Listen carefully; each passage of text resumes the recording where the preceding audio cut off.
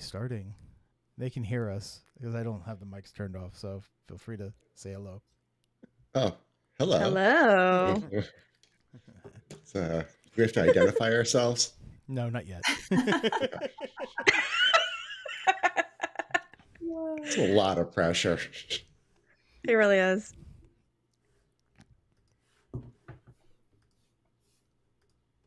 Are there already 2 people?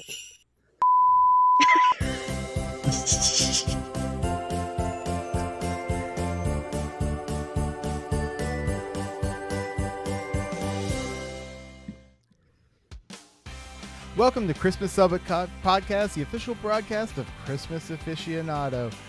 Before we begin, I hope you all had a great Star Wars day. Hopefully you were good and George Lucas came down the chimney in his flannel and left Star Wars toys for you this morning. Since the late 1990s, Hallmark has aired nearly 500 plus Christmas movies. While individual preferences may vary, I decided to tackle what I believe are the top 100 Hallmark Christmas movies of all time.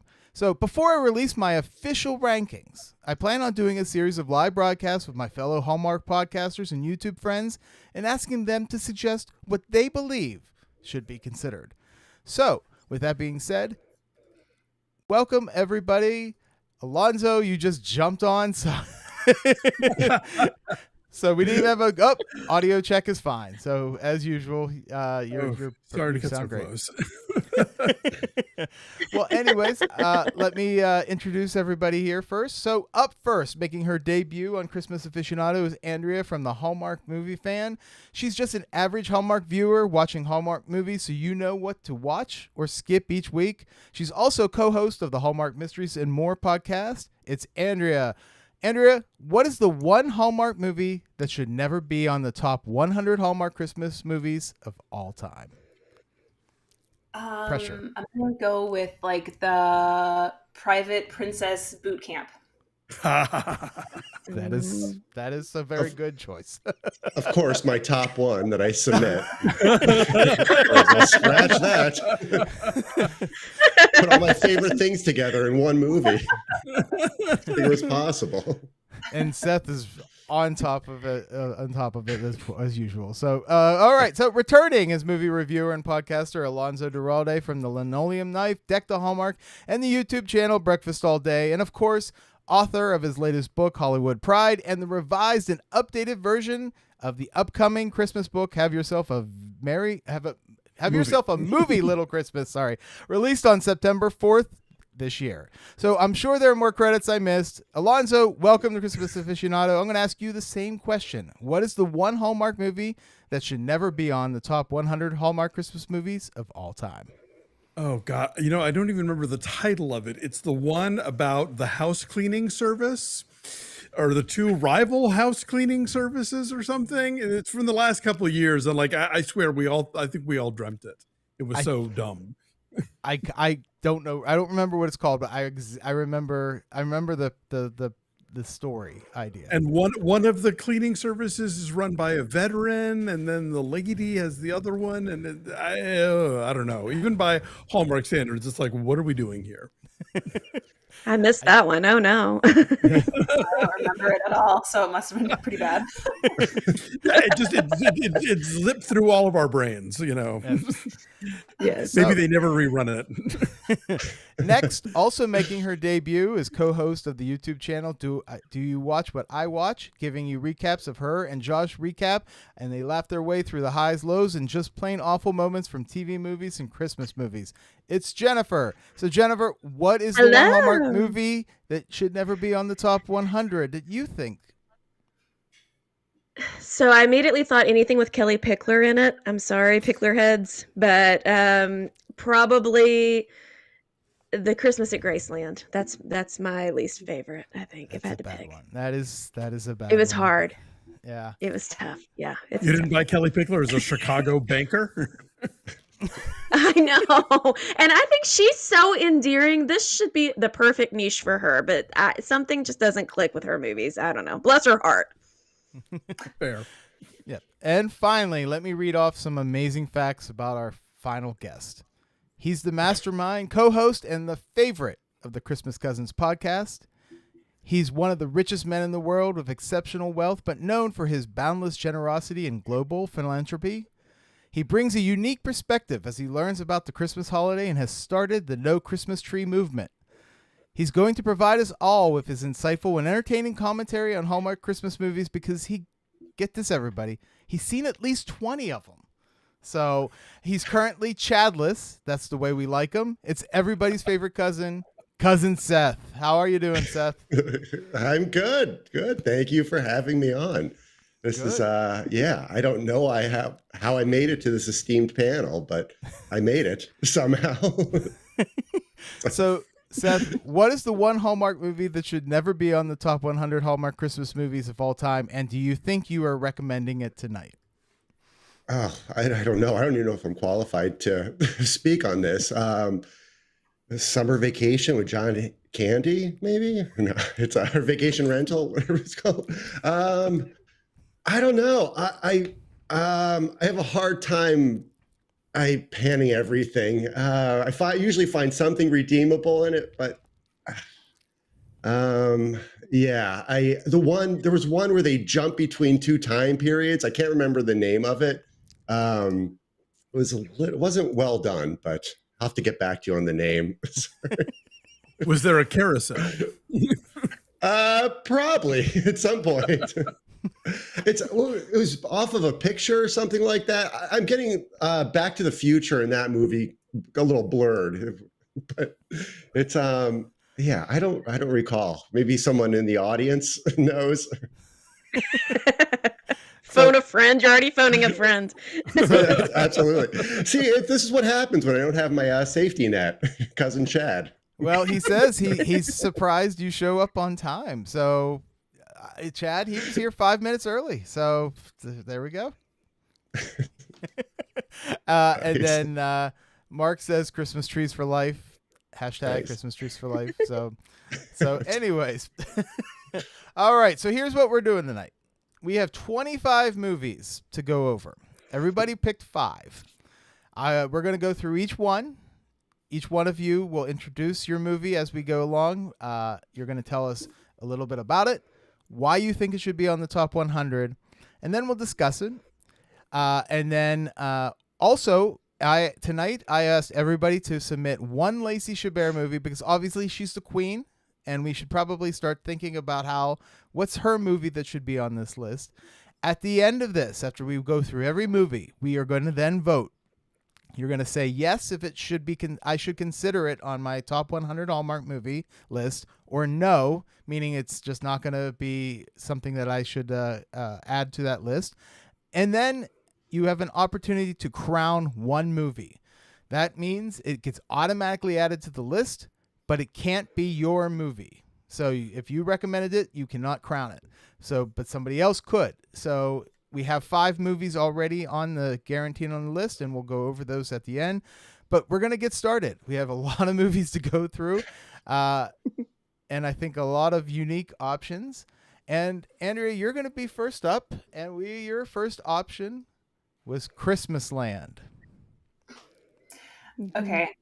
I love this movie, although I have recommended it, and this might not be a fan favorite, but it is Nikki DeLoach's first Hallmark movie, and Luke McFarlane obviously is in it as well, one of his first as well. They are inheriting a Christmas tree farm. The woman plans to sell it. Stuff happens. You have Al Borland in there. I mean, it's like, what's not to like about this? And you have Maureen McCormick from the Brady Bunch as well. So for me, this one hits. It is from 2015, so it's an oldie, but it's still a goodie. So it's definitely on my top. Actually, it's probably in my top 5. So, Any thoughts? I had this as one of my alternates. So yeah, go ahead. Mm-hmm. I just did a list of my favorite Nikki DeLoach Hallmark movies for the Hallmark Movies Drafts podcast, and this was on there. I am a fan. I like it. Yeah, I like this one.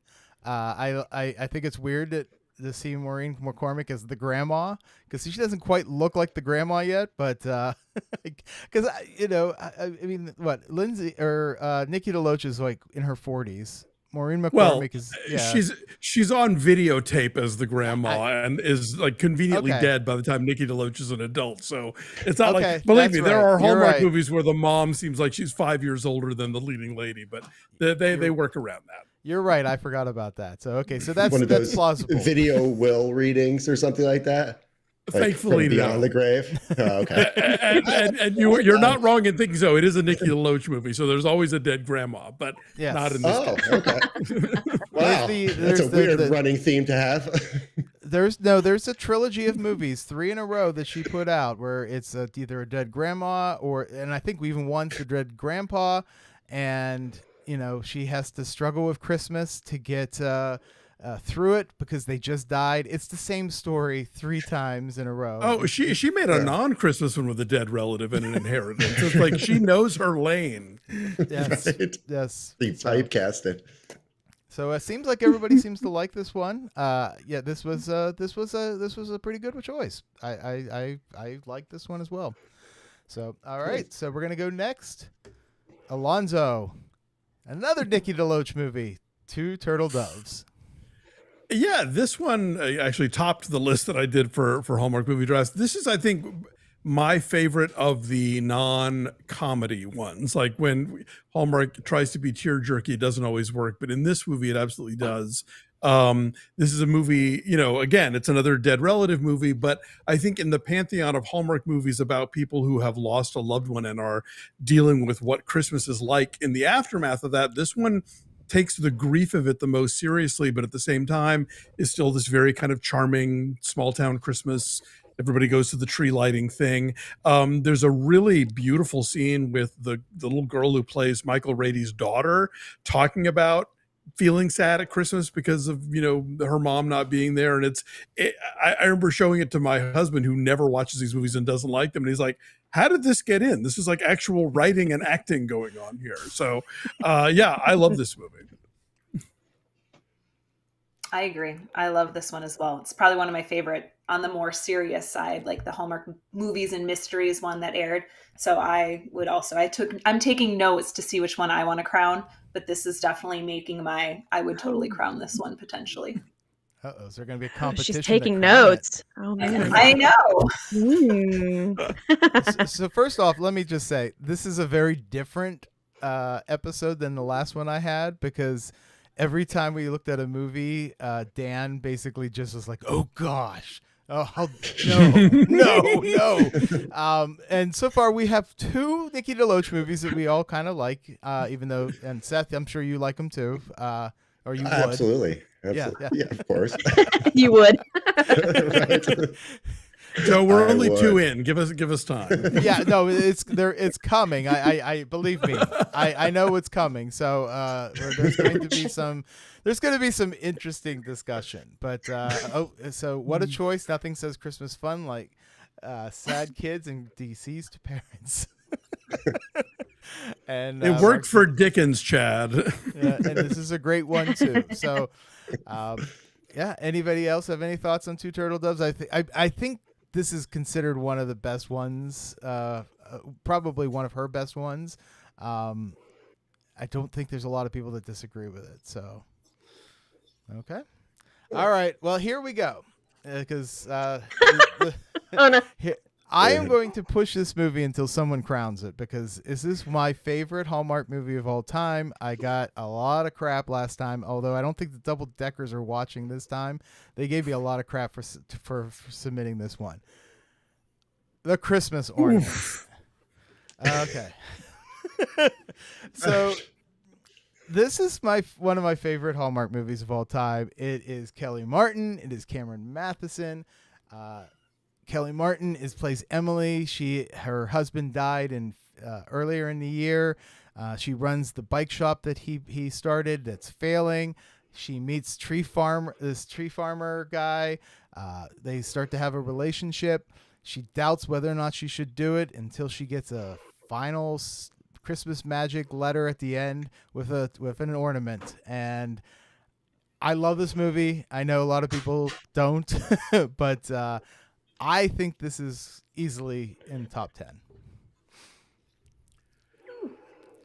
When did It's a this I've real come never out? subjective seen it. process. sorry. I've never you seen know. it, so I can't speak to it. So Okay. I will trust you, Christmas aficionado. Yeah. Christmas ornament. Not a fan. Sorry, not a fan. Also not making my top 10, maybe not top yeah. 100. Have you seen it, Andrea? Thank you. I have. Okay. All right. Well, look, Pepper Tree Villa. Joe, no shame in this choice. Doug and I like this one. So the Pepper Tree Villa guys, they agree with me. They love. Of course, they love the movie about the tree farmer. Come on. That's why Seth hates it. It stirs up a lot of bad memories from Christmas's past. I would highly recommend, Jennifer. I would highly recommend watching it. I think it's really good. Seth, Chad's going to make you watch this at some point. He's never seen it either. We talked about this last time. We just got to figure out when to get you guys together to watch it. But yeah, so I think when is this one from? Is it a recent one? No, it's 2013. It's a very early on movie that tied in with, as Pepper Tree Villa says here, it tied in with an ornament. It's the first time they tied in the Hallmark stores. They made an ornament that was in this movie, and you could buy it in the stores. And I actually bought this. I bought the ornament a few years ago. I spent it cost me $70 because I really wanted. Oh my god! Oh! Well, yeah. Well, it's there wasn't a lot made, I guess, and I think people were banking on that you wanted it. You know, I think maybe in 2013 it was only like They saw $20, you but- coming. everybody- That's yeah. Uh-huh. Anybody who likes this movie will pay through the nose for this piece of garbage. Absolutely. Joe, was that the one when you turn it on, it spins around, their arms come up, and they says, "It's a flap, it's a flap." Is that the same ornament? It's, that's exactly it, Seth. I'll watch it. I'll watch. Okay, so Yeah. let me get my list here. So up next, Jennifer, you made a recommendation that I applaud. Your first choice is a very merry mix-up. I thought you were going to say a choice that I appall. I was ready to fight No, for it. So no. this movie is possibly the most bonkers Hallmark Christmas movie that I can think of. It stars Alicia Witt and Mark Weib. I'm sorry, I don't know how to pronounce that. Okay, so there's no way to quickly summarize this movie other than she is engaged to the big bad business guy, and she's going to go with him home for Christmas to meet her future in-laws. Well, he gets a big business deal, and he's like, "You go without me, I'll catch up." And then there's chaos at the airport. Her phone gets coffee spilled on it by this fella. And he's like, "Oh, wait, but you're going to my house because Billy Meacham is my brother-in-law. So I'll take you home." She goes to this family's house, spends the holidays with them. Turns out the wrong house. Will Meacham, Billy Meacham, two different Meachams in the same town. Who would have thunk it? And then there's head trauma and possible concussions. There's antique clocks. It's bonkers in the best way. And it's one of the first movies I ever saw, and it holds a special place in my heart. There you go. Well, I guess we know who wrote the storyline, or is going under the pen name Anonymous B on IMDb. That description was perfect. Spot on. Okay. That was one of the ones I chose, and it was quickly stricken from my list. Well, when you turn your list in very late, you have to just accept that other people may pick movies that you like. Seth has seen this one, so this is one that I introduced Seth to. I don't remember I don't think you liked it very much. I didn't, because I was hung up on what the big mix-up was, because that was one of our earlier shows when we had kind of met you earlier on, and you're like, I want to see if you catch it, what the big mix-up is. So I was just like dead set on. I'm like, I got to figure out what this is, and there was like 3 or 4 things I remember, and I was just, I don't know if in the end I actually got what it was, but. Took a good attempt. The mix-up is she's at the wrong house. She's at the wrong with the wrong family. What more could you want for a mix-up? That's a big mix-up. I don't know. I felt like Joe was looking for something more deep and profound. No, it's I wasn't. Not with this movie. Not with this movie. Isn't life a very merry mix-up? Right. It really is. Every year we end up with a very merry mix-up in our home, for sure, in some form or fashion. Now, it's not great because she ends up falling in love with who she thinks is going to be her future brother-in-law. It's not great. It's not warm and fuzzy, but I love it so much. So there you go. I know what's wrong with this movie, and I love it anyway. Like Alicia Wood is really charming. I'm a big Susan Hogan fan. I love not as warm and lovely as the Wrong family is how like cold and awful the correct family is. Like when she does wind up with the right in-laws, like they couldn't be more horrible. Like I don't think Hallmark would allow families to be this horrible ever again. They're so like they're mean to each other. They don't like Christmas. They don't like fun. So yeah, the concussion stuff that you could go a whole 10 minutes on why none of that makes sense. But this is a charmer. Yeah. Yes, I agree. I have not seen this in many years, but I wrote it down, and I'm also starring it to make sure I go back and watch it again because I'm like, oh, this sounds delightful. I need to revisit it because I haven't in many years. So I did a video on this one. I do a series called The Trope Count where I count all the tropes in a Hallmark movie, and this one had quite a bit and had a lot of fun with it. One, because the concussion talk is hysterical because they said, don't fall asleep. So what does the mom do? Sit in front of this fire, put a blanket on. Let me get you some hot warm milk. Chamomile tea. Chamomile tea. That's it. Makes you fall asleep. And don't fall asleep. And then she gets mad when they fall asleep. It's like a Saw movie. I mean, the boyfriend is probably one of the worst boyfriends ever. You know, that's a trope of having an awful boyfriend. This guy is the worst. Although I kind of agree with him at the end when he says, you should sell your store for like millions of dollars and then just buy a smaller store. Like, it's New York City. I mean, he's not entirely wrong, but you meet his parents and you're like, oh, well, that's why. Yeah. But I mean, that's why. Yeah. He's a great villain. I want my Hallmark villains to go full villain, and he does. He is deplorable. He's the worst, and I love it so much. But he's a good businessman. He's villain of the hair gel school that we don't get so much anymore. Yeah. Yes. So Jennifer, the Pepper Tree Villa, agree with you. Mark says, yes, I love this one. Why should we ever be the first guy is the question. Chad agrees with Mark.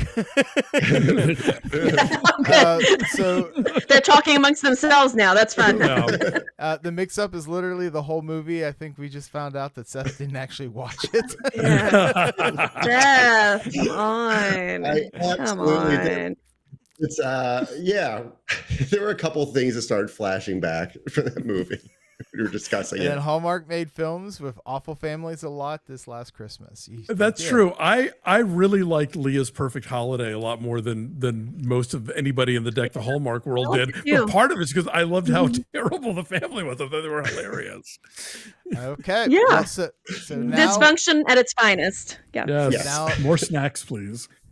Now we're going to move on to Cousin Seth's first pick, which I feel like was influenced by his cousin. So Seth, your first pick was The Christmas Cottage. No. Oh, no. Oh, all this encouragement online, Jennifer, to study up and do my homework. I saw the messages and all that hard work. I come up with this. No. As I had indicated in an earlier time, some of these picks, before I had to kind of move them around and change them a little bit, were very sentimental. So this one was one of the first movies that I saw kind of coming into the Hallmark world. We were starting the podcast and everything, and I thought it was good. I obviously spoke. I think we reviewed it on the podcast, and I liked it. It was a good one to enter the world into. As far as the storyline, it's I don't think anyone. No, I can't remember if a grandparent dies and gives them the house or these. No. They're the wedding, the friend's wedding, and if you spend the honeymoon night in the cottage, then you'll be together forever. And He's the ex who's been now a globetrotting chef, and she's got the super uptight architect boyfriend, and they're literally planning homes for people who like want to work at home and never like see the outside. Yes. Yeah. I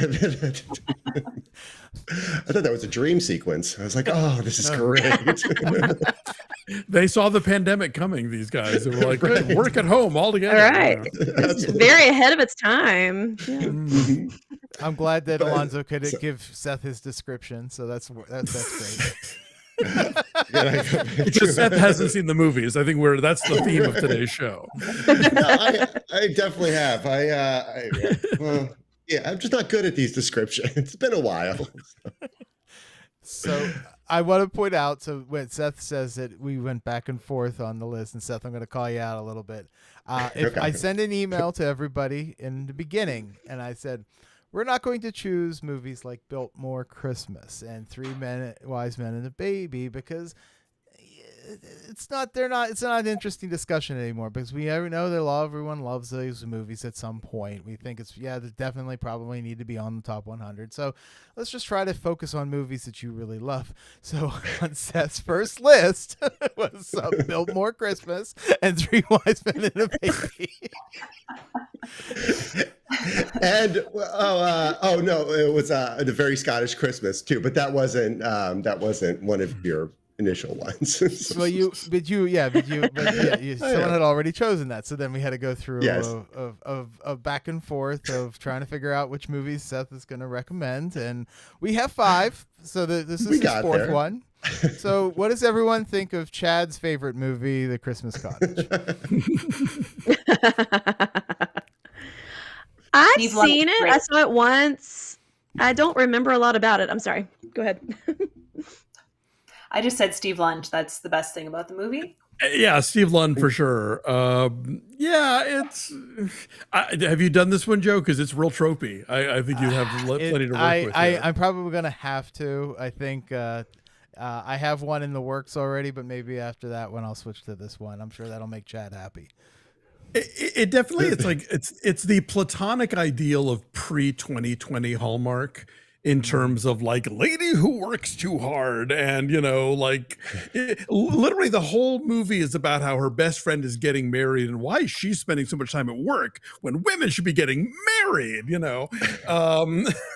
But I get why people like it. It's not one of my favorites. Yeah. For the record, that's not why I like. So the Christmas candy cane of Hallmark Christmas movies, the Citizen Candy Cane. The Citizen Candy Cane. Yes. All right. I think I I'm don't. sorry. I guess I it's don't gonna be like the first of a couple apologies this evening. Well, everyone has their own opinion, and Andrea, we're gonna go to your next one, and I think we'll have some discussions on this one. Christmas Under Wraps. Okay, there's like 3 that I watch every season. This is one of them.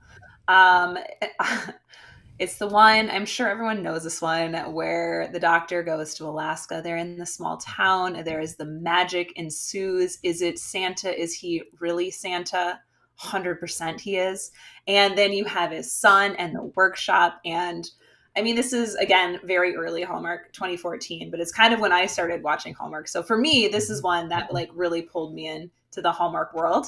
And it's one that I revisit every year. Now, the one with Jodie Sweetin, not quite as good. So that did not make my list. I prefer the original. So That's Garland for you. That is Garland for you. So, I mean, I think I don't have a huge love for Candace Cameron's acting. I think it's bad for the most part. Although I know her appeal, and this is one of her better ones, I think. I really do. I think this one is one of her better ones.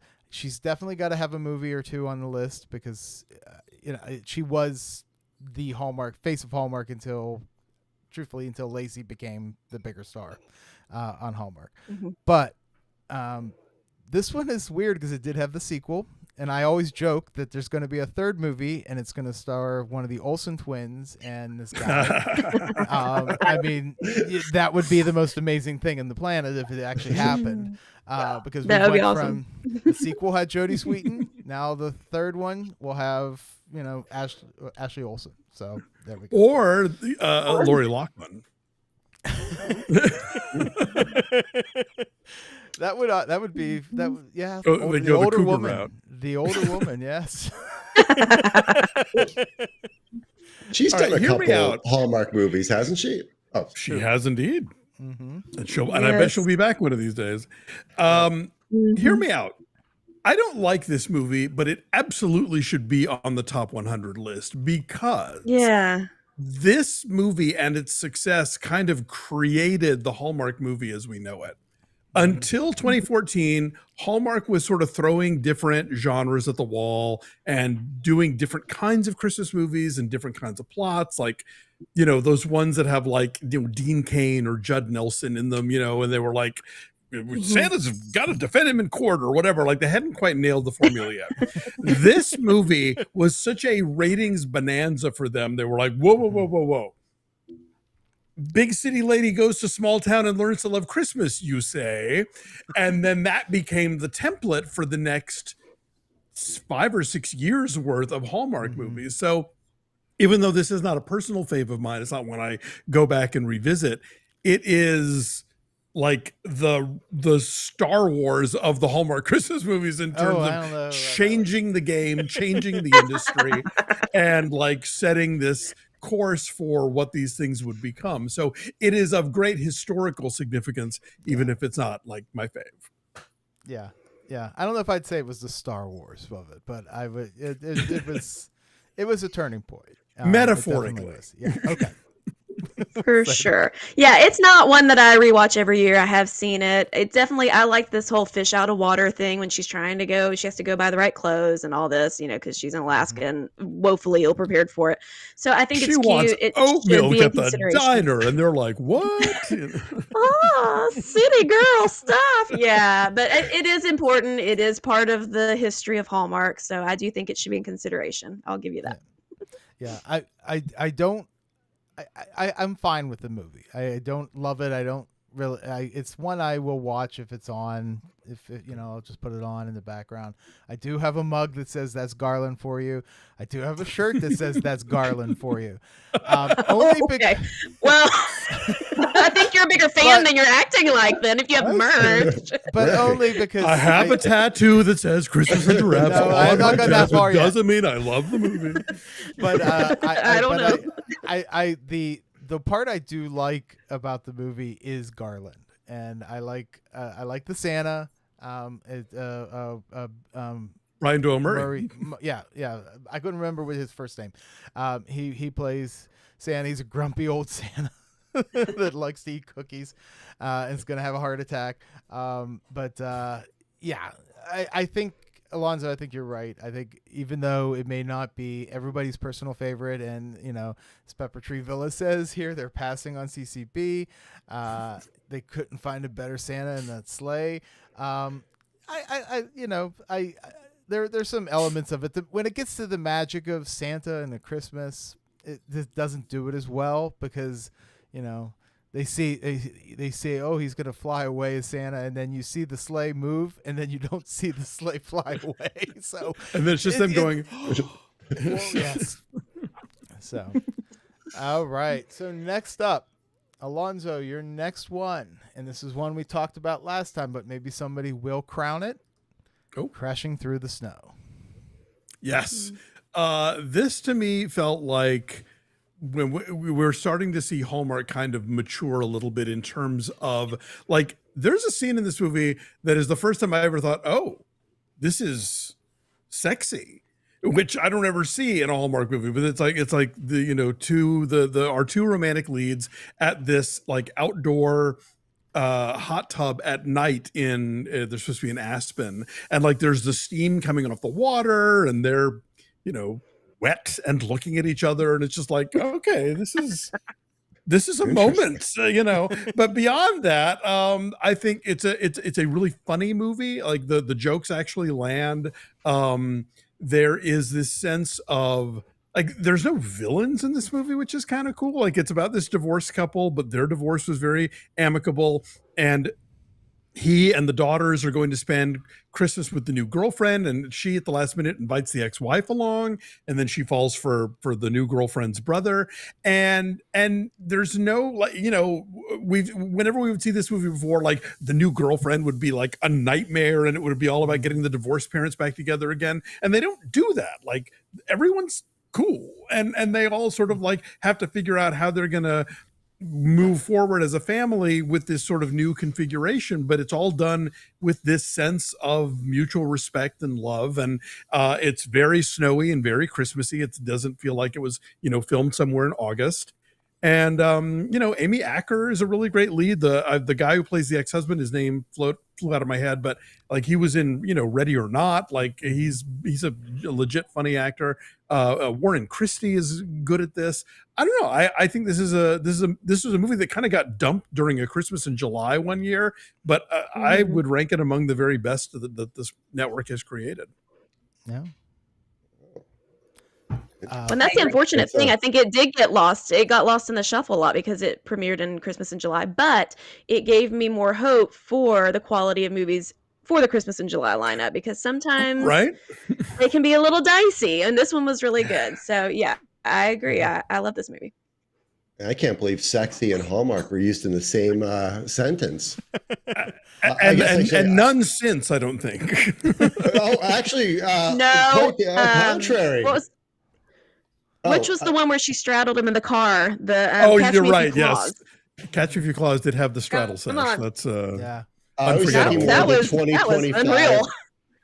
I was thinking more of the 2025 Hallmark Dream Book, but there's a couple questionable ornaments. I don't know if you've come through it yet, but that's where they really got back to the roots of sexy and Hallmark. Yes. That thing is buck wild, and I do mean the pun for the deer. It was buck wild. Nice. A stripping reindeer. Yeah, that was saucy. So I love this one. I love this one mostly because of Amy Acker. I love Amy Acker. I'm a Buffy Angel fan, so I watched that show religiously. My dog is named Winifred after her character in Angel because I love her so much. So she's been a few of these movies. She hasn't been in any since, I don't believe, which is a shame because the one she has been in has been pretty good. I agree with you, Alonso. I think the relationship is actually finally interesting, divorced relationship, because the new girlfriend is actually a nice person, not a nightmare.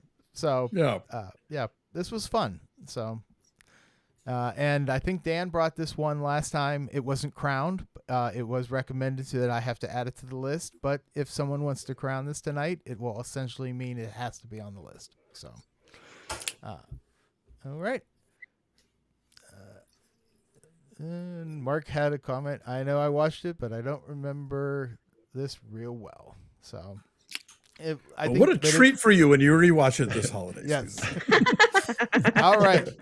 Giddy up.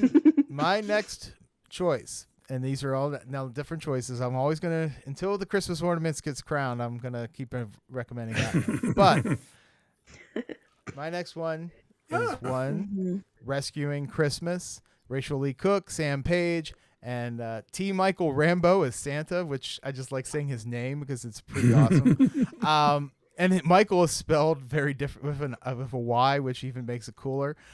So Rachel Lee Cook plays the anti-Christmas photographer. She wishes Christmas would disappear, and it does. And except she's the only one who remembers it, and so she has to convince Sam Page's character and then her whole family and then the entire town that Christmas exists. The ending scene where it goes all dark and she wishes that Christmas could come back, and it just, the music and everything about that ending scene when the lights turn back on and obviously the world remembers Christmas again. So good. they had two movies that year that were both pretty good, of someone that wishes Christmas would go away. One was very different in black and white and was very interesting, but this one stood out to me. This felt like it was a Hallmark movie, but it felt a little bit more magical, and they don't always feel that way. And I love this one. So. Mm-hmm. Agreed. My list is getting very long that I'm going to have to choose from two crowds. So this is also on my list because I also love this one. Yeah, I this think it's movie's great. fantastic, and I do think, go ahead. No, please. I think it did suffer from it. Didn't it only air on Hallmark movies now originally? Has it been on Hallmark proper? It has subsequently been on the network, but yeah, it originally was just on the streamer because, you're right. It was the same year as Where Are You Christmas, which had a similar premise. And I guess that one, I suspect, was probably the bigger budgeted movie because of the black and white and all of that stuff. But yeah, no, I certainly don't want this to fall between the cracks because I think it's actually the better of the two. Yeah, no, it is the better. Agreed. I liked this one. I liked this one way better because Where Are You Christmas had some problems, in my opinion, and I think that was divisive at the time. But yeah, I love Rachel Lee Cook. It did give me those warm, magical feelings, like you said at the end. It just, and I don't always get that. I feel like I've seen so many of these movies, I kind of get numb to that. But this one brought it home for me. So I love this movie. Thanks for reminding me of it. It's so good. Yeah. It's zany. It's zany in a way that these movies aren't often allowed to be. Like where she's trying to improvise Christmas decorations out of things that are not Christmas decorations. That there's some really fun visual gags with that. Yeah. So I met Rachel Lee Cook. I got her signature and a picture with her about a year and a half ago, and this had just came out, and I said to her, I really love it, and she goes, "Oh, I'm glad you were able to see it." So I think she was probably a little maybe annoyed that it got stuck on Hallmark Plus. And I mean, it did air, but I remember seeing when people would recommend it and everyone's like, "Where's this one at? Where am I going to watch this one at?" Now, hopefully Hallmark Plus is doing a little bit better than it was when this came out. Because I think so many people missed it, and it was such a good movie. And Seth, you and Chad need to watch this one because I know Chad has not seen it yet either. So. Oh, okay. Right. Oh, wait. Yeah. All right. Are you getting a message coming in? Who cares about this movie? Check out the amazing hair day Joe is having. Not one piece out of place. Wow. It is not doing good. It is in severe need of a haircut, but thank you, Chad. You really are on an every other week basis with this hair thing. When you get it shaved on the sides and stuff, it's hard. So Christmas Cousins Constantly Pod, you going need to in. be on our show for Christmas in July. So we're all Pepper Tree Villas trying to plan us all to be on. All right, Nice. Jennifer, you're up next. And Speak to my Chad. He'll set everything up. So Jennifer, your next one is Have your Chad call my Chad. the 12 Gifts of Christmas. Okay, so this is probably not as well received as a lot of these movies, but it's a personal favorite of mine. Katrina Law is my Snow Bride queen. Snow Bride's my ultimate favorite Hallmark Christmas movie, but you all talked about it last week, and I was like, well, I didn't know we could talk about it again, Joe, so I didn't put it in here. It's been crowned. It was crowned. Yeah, it was locked. It was crowned. Oh, It was locked. Okay, great. Well, so this is my next favorite Katrina Law movie. Has Erin O'Connell in it. Basically, she's an artist who's struggling to pay rent or, make money, and she's living in her sister's basement. So she's like, the art thing's not working out. Let me be a personal shopper because I'm so in tune with people. And she is kind of, so she makes little business cards on Vistaprint. Erin O'Connell picks one up. He's a busy businessman, so he needs help. He needs somebody to help him buy all the gifts for the people he doesn't want to see at the holidays, but he still loves. So she does that, except halfway through, he ends up coming along with her to go shopping. So he's basically paying her an exorbitant hourly rate for him to go hang out with her, which is kind of confusing, but she's cute. The nieces are cute. His mom, is Donna Mills. What more do you want? And also at the end, Anna paints a lovely family portrait of them. And when I say lovely, I mean it's a little creepy, and gives it to them Christmas morning, and they hang it over their mantle. And they're like, next year, maybe you'll be in the painting, Anna, because after, like half a date, they think they should be married. So I don't know. My family, my son and my husband love this movie for whatever reason. It just has a hold on us. We watch it multiple times a year. Not saying it's qualitatively good, but it's personal and a favorite of mine. Discuss. Seth, what are your thoughts on this one? Yeah, it seems like a safe enough storyline. Not going to too many high points. I don't know. She's an assistant, or he hires her as an assistant after she has this big career change. Yes. And she wears an amazing red pea coat while doing it. Okay, she wears an amazing red pea coat. What more do you want? Okay, I got it. Does she wear it the entire film? If she takes it off while she's indoors, it's going to lose me. I need to keep that feeling. No, maybe not. You have to wear more. A trope is that you at least have to have 3 different coats in your movie. I only have like 1. So I'm doing something wrong, obviously. So yeah.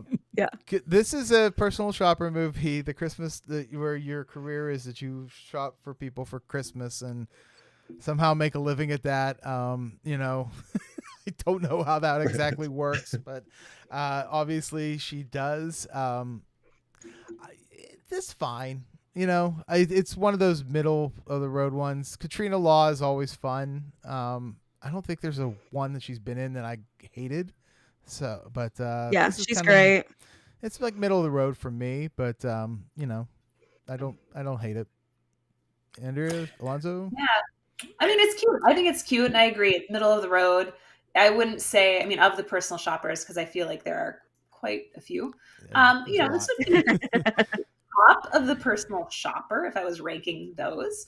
But not one that it's like, oh, I need to revisit it, or if it's on, it's good background baking movie to have on for myself. So, yeah, there are worse personal shopper movies. Definitely, I think the Sam Page one and the one with what's her face in the bright red coat and the guy I forget. Anyway, Travis Van Winkle, I want to say. Anyway, but I think Katrina Law started with Snow Bride, and it's been kind of downhill from there, unfortunately. I don't think anything she's done is at that level. So it's sort of like, yeah, it's firmly in the middle for me. Yeah.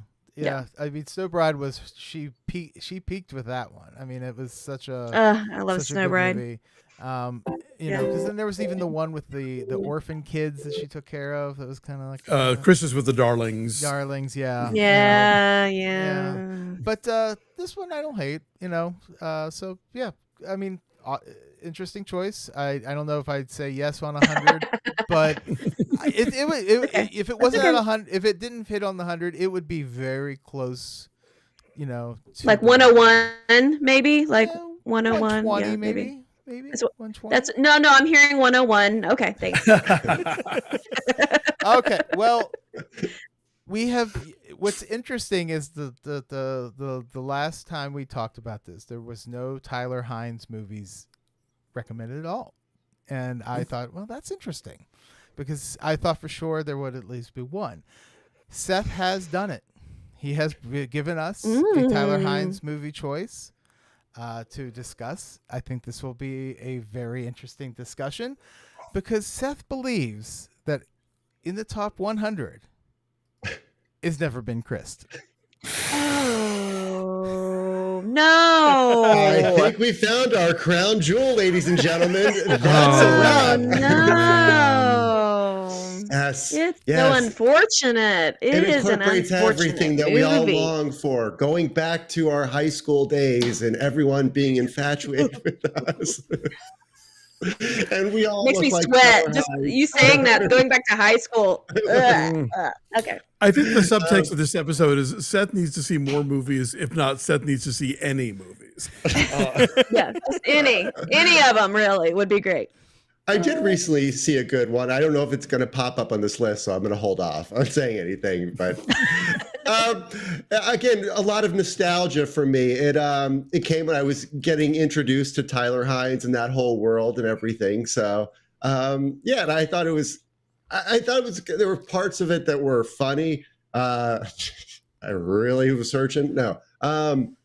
But yeah, he kind of made fun of himself. So I thought that was, I don't know, it's kind of interesting to see. But yeah, nothing. Somebody, at least in the comments or chat. This movie would have been. Go ahead. I'm sorry. I think this is a movie this is one of the rare times where you're like, what if no one winds up with the dude? Would have been the better ending if the movie had centered the women's friendship and been like, you know what? It's actually our relationship that matters here. And this guy, maybe yes, maybe no, who cares? But like I wanted the two women to go off into the sunset together as friends, which is, the whole movie is about that. And instead it's like, I'm going to completely upheave my life to go move to another city to live with this guy who I kind of had a crush on in high school, who I'm now seeing for the first time in years and have spent the last 4 days with. Yeah, a situation right. a lot I of think us this have been movie through. had so much potential. Right. Yeah, it had so much potential. It could have been great, and there were some funny moments in the beginning of it, and then it just fell hard. Like that last half was so unfortunate. And then he has that scene where Tyler Hynes is like sensually eating salmon, but he wasn't supposed to be eating the salmon, and like they catch him eating salmon, which was funny. But like, what is it doing here? It just felt early out of place. You're Yeah, not a sorry, vegan. Hynes. Yeah. Yeah, Uh-oh. it's weird. Tyler is blameless here, but the movie doesn't. I don't think the movie works. You could tell he was having fun with it, though. That's the thing. Like when you always. watch it, yeah, he was having fun with this. It's interesting because I agree with you, Alonzo. They should not have. None of them should have ended up with him. I would have loved if, so he seemed real smooth in the beginning, and everyone's like, "Oh my God, it's Chris" or whatever. I thought if they would have slowly introduced weird things with him, where it's like, "Oh, why did we like him? We should never have gone." Yeah. That would have made the movie even better. And Tyler Hynes would have been all for that. He started. For sure. The salmon eating is a weird moment, but just making things weird where they all of a sudden realize that the guy that they loved in high school was not the guy that they should have loved as adults. I think would have been good, and it would have been a better friendship movie. Now we've seen better female friendship movies this past year, but these two, the Janelle and I don't remember the other woman's name, but they had great chemistry, and I really did like their friendship. Pascal Lamotha Kipnis. Yes, I'm glad you. What it looks read like. it. I'm glad you read it because I would never have gotten that. But yeah, so Seth, I'm not sure anyone's going to crown this one, but I'm not sure anyone's not going to. You have to convince me now that they're not going to.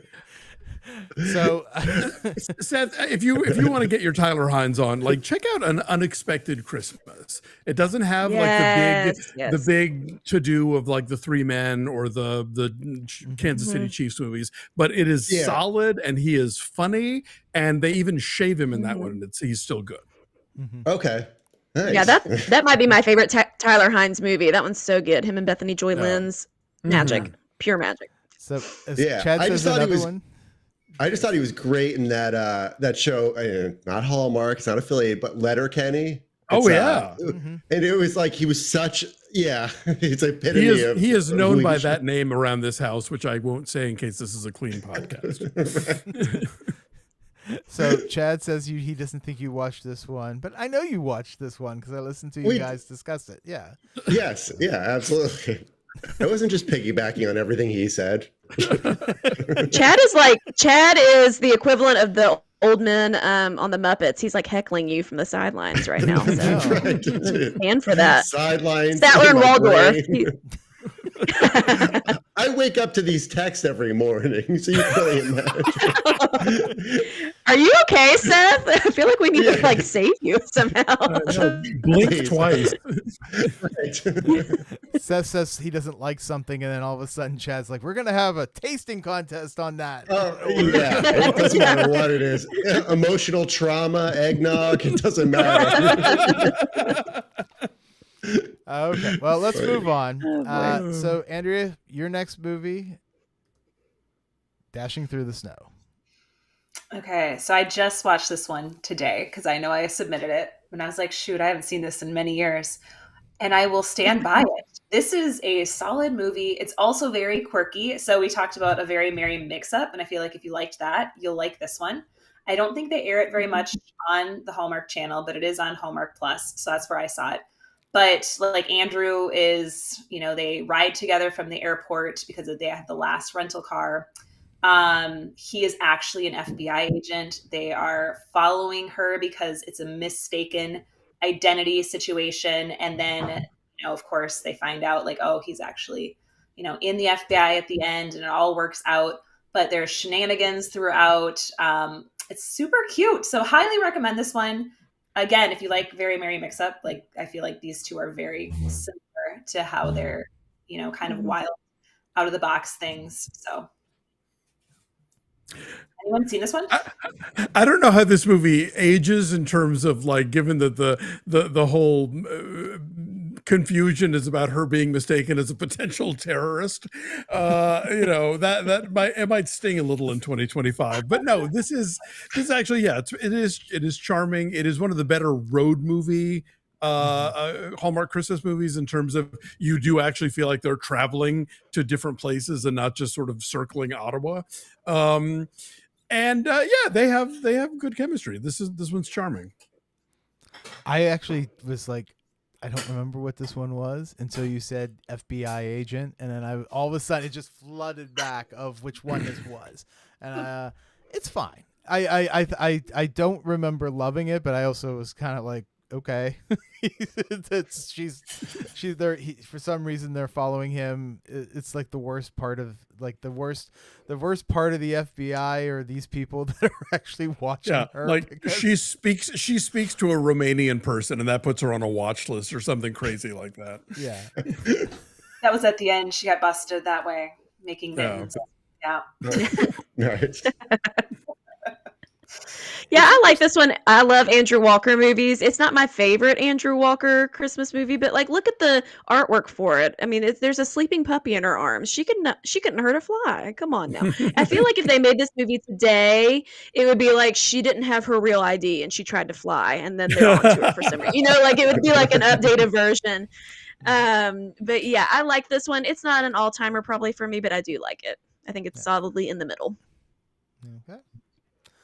All right. Well, Alonzo, your next one. And speaking of puppies, One Christmas Eve. Oh, look at that. This one is one of the early ones. This, in fact, actually was the first Hallmark Hall of Fame movie to be produced for the Hallmark Channel.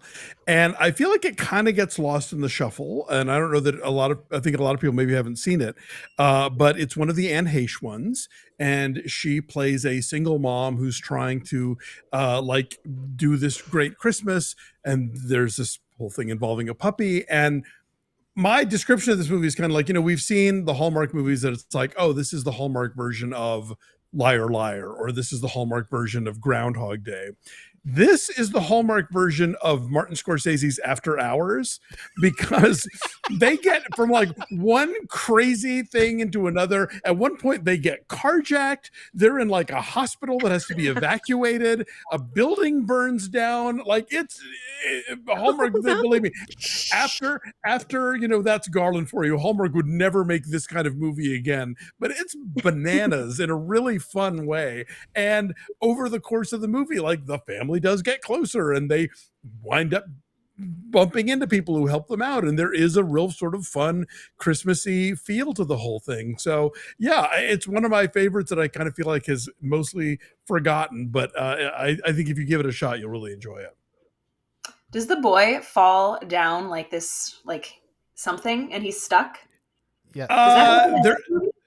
he gets injured somehow because then they have to go to the hospital, and then like the daughter's in the car, and the car gets towed, and there's all these things going on. It's a construction site. He falls into the hole. Yes. Okay, and then the dog. He's going after the dog, and then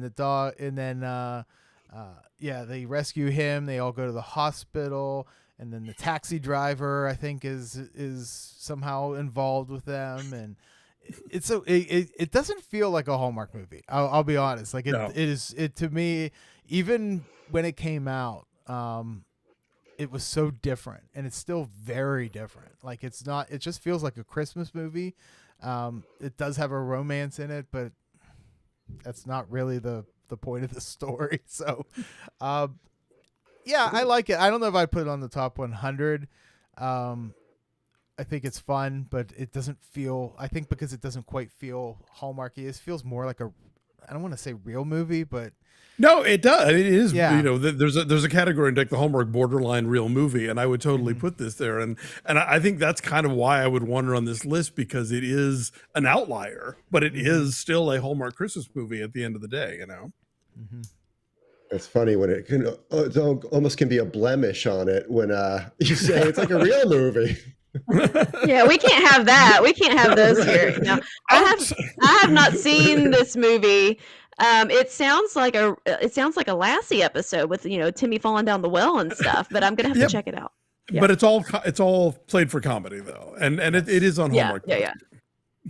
So I'm gonna check it out. Definitely doesn't feel like a Hallmark movie. Seth, Chad wants you to tell about the time you were kids and fell in a well. Yeah, I was about to say, Jennifer, thank you for opening up that wound again. I'm sorry. I'm like, is she reading the comments? What's going on? I'm not. Oh, no. Is there a real story about a well, or is this just Chad trying to create content? It's probably just Chad creating content, but there is very much a possibility that I did fall in something that may have resembled a well type thing. Maybe not officially a well. Pepper Tree says this one was just okay. So, all right. My third choice, and I think everyone's going to really like this one. Christmas at the Plaza. Elizabeth Henstridge and Ryan Pavey. Yes. So, that's a movie there. Basically, Elizabeth Henstridge plays a historian trying to create a Christmas display at the Plaza Hotel. She's paired with a handsome Christmas decorator who helps bring it to life, and they're looking for all of the different tree toppers that the Plaza has had over the years. So. Yeah, this is fun. This is Ron Oliver in very much in kind of sophisticated New York movie mold. She's quite good and has a really terrible Baxter boyfriend that she gets to ditch.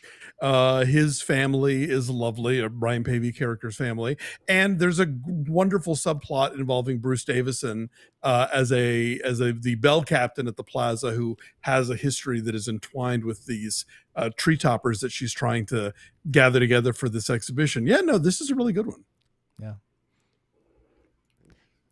I like this one. She played it a little stiff for me. I don't know. For some reason, I couldn't really I didn't find myself relating to her a ton. I've also never picked out tree toppers at the Plaza, so maybe that's why.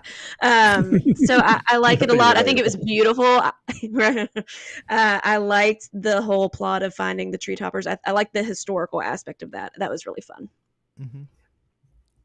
I'm a settings person, so I love like the Plaza in New York, because often Hallmark movies, they don't do a ton of setting actually in New York, just because they always went to small town. So I like that backdrop of it. It's not one of my favorites though. It does not make, maybe it probably wouldn't make my top 100, but I enjoy the setting of it. Yeah. Well, I don't think they actually shot in the Plaza, unfortunately. I think they did some interiors there, but for the most part, it was not. Yeah. Because I visited the Plaza last summer because Home Alone 2 had to go visit that and find all those locations, but I don't understand why they're holding peanuts. Was that a scene? Yeah. Is that what that is? Yeah, I think so. That's a weird choice. Yeah, they're not even chestnuts. Maybe it was something, but see, Joe, my son has a nut allergy. Yeah. My son has a nut Yeah. allergy, so that's why I'm out on this. I can't. It's triggering, and I want no part of it. You will not So get a he's- crown from me. No. This movie Bellman's taught me the definitely- term filial d'arbre. That's what the French name for the tree toppers. So the Oh, bellman's okay. definitely the Nice. best part of this movie. Mhm. Julia Duffy plays a great hotel manager. This Oh, is your that's problem, right. Jessica. You need to fix it. Yeah, so Julia Duffy is in Julia this one. Duffy, I forgot. Pepper Tree Villas says this is in her top 5 and that they actually watched this Ooh. one today. So, Yeah. they're holding chestnuts. And I think maybe they went on a date and Okay. picked up chestnuts, but it's still a weird thing for the couple. Yeah. So, You're walking Yeah, through in case you Central hold a tree Park. topper or a box of some sort of antiques. Yeah. okay. So, Jennifer, your next one. Another CCB one? I know. And it's another kooky road trip movie. Maybe this is my niche. I'm kooky road trip girl. So I know, Joe, I watched your top 10 CCB movie video, so I know how you feel about this one. And here I am trying to rebuke that. But this movie, it has CCB, and she is playing Paige, who's a type A gal who literally is carrying an obnoxious vision board, even though this is a 2015 movie and we could have had Pinterest, we could have done any number of other things, but She's carrying it on her onto a vision crowded board. airplane. Right. Excuse me, here comes my vision board, because she has her perfect fiance. She has a checklist saying how perfect he is. He checks all the boxes, except he's not funny. Well, she gets sat next to Paul Green's character, who's playing Dylan, and he's like poking at her and trying to, be funny, obnoxious guy there. Winter weather wreaks havoc at the airports, and her feathers are ruffled. They have to get a rental car with another married couple who's on the outs with each other for seemingly no reason. And then they road trip to their final destinations to be home, because Paige has to get home or get to her fiance's family. She has to meet them so that they can plan their wedding, because they haven't met yet. And I guess that's the thing holding them back. Dylan doesn't want to go home. He's giddy that the planes, trains, and automobiles are hanging them up, because his brother is now dating his ex, and that's weird. And so, of course, Paige and Dylan end up falling in love along the way, and there may be some emotional, cheating happening, which I don't agree with. But I love a road trip movie. I like that Paige, the character of Paige, is obnoxious, and you don't really like her, because I think a lot of times in these movies, the female leads are really likable and relatable and seemingly perfect, and Paige is not perfect. She needs some anxiety medicine, if you ask me. So I think I like that different take on that type of character. There you go. Okay. I always feel so vulnerable after I present my movies. Like, I start sweating, I think. But here it is. Love it or hate it, here it is. I like the supporting characters a lot in this movie. I think like the other married couple that they get saddled with is fun. Another terrible rich family, the fiance and the uptight mom, who's played by Barbara Niven. I'm going to say this just to throw this out there for no reason. This, I was saying before about how we get the Hallmark take on Groundhog Day or Liar Liar. This is the Hallmark take on one of my favorite movies ever, and maybe that's why I'm tough on this one. But it is so much the plot of a 1940s I don't say movie called I Know Where I'm Going, made by Michael Powell and Emmerich Pressburger. You can see it on Criterion Channel, and Wendy Hiller plays this young woman who is determined to get ahead, and she's basically gotten engaged to the guy who runs this company that she works for, this rich dude, and she's heading up to his private island off the coast of Scotland where they're going to get married. And of course, then the weather kicks in and she can't get to the island. And while she's stuck on the mainland, she winds up falling in love for this for Mr. Right, basically. So my take on A Christmas Detour is go see I Know Where I'm Going. I think that's a plug for that. You have any thoughts on this one, Andrea? Because I'll end what my thoughts are. Because as Jennifer mentioned, I have really strong feelings about this one. I know. So I looked at my app and I have it favorited, but I honestly haven't watched it in a while. But then as Alonzo was talking about I Know Where I'm Going, that sounds more up my alley. So I feel like I will watch that versus watching A Christmas Detour again. So it's probably not going to make my list. It's okay. I don't hate it. I don't love it though. So Yeah. CCB is the absolute worst person on the planet in this movie, and Yeah. she deserves that awful boyfriend she has, because they're both awful people. And she, even at the end, she's still awful. And it's the thing with Candace acting, I never really feel like she's happy. I always feel like she's miserable and she's complaining. There's a few movies where has Yeah. shined. There's a few movies. I will give her that. There's a few Hallmark movies where I'm like, okay, I buy this one. This is one of her worst films. I hate this one so much. I also, I am not a Paul Green guy. I don't know what it is about him, but I just don't like any of his movies. Yeah, so this is, I don't remember where I ranked this one. It's probably very low, or possibly the worst. Was it the worst? I think it was number 9. I think it was 9 on your list. Yeah. Okay, out of 10. So yeah, I don't remember what number it was, 10 It was teetering there. Yeah, I have to go back and revisit what number 10 was, because now I don't even remember which one I hated. Yeah, more. I don't remember either. I don't remember. All right. Yeah. Okay. I understand. I think if you don't like CCB, that at least this is a movie that you're not supposed to like the character either. So maybe that's a feature and not a bug. I don't know. But that you're supposed to. Most movies you want to like the main character at least by Oh, the absolutely, end. of course. So, anyways, There could have been more of a redemption arc. I hear you. I know. Okay, fine. So CCB's acting style is still the same as when she was a child actor on Full House. She hasn't changed. Couldn't act then. Still can't act. Wow. Yes, Mark. Boo, Jennifer. Okay,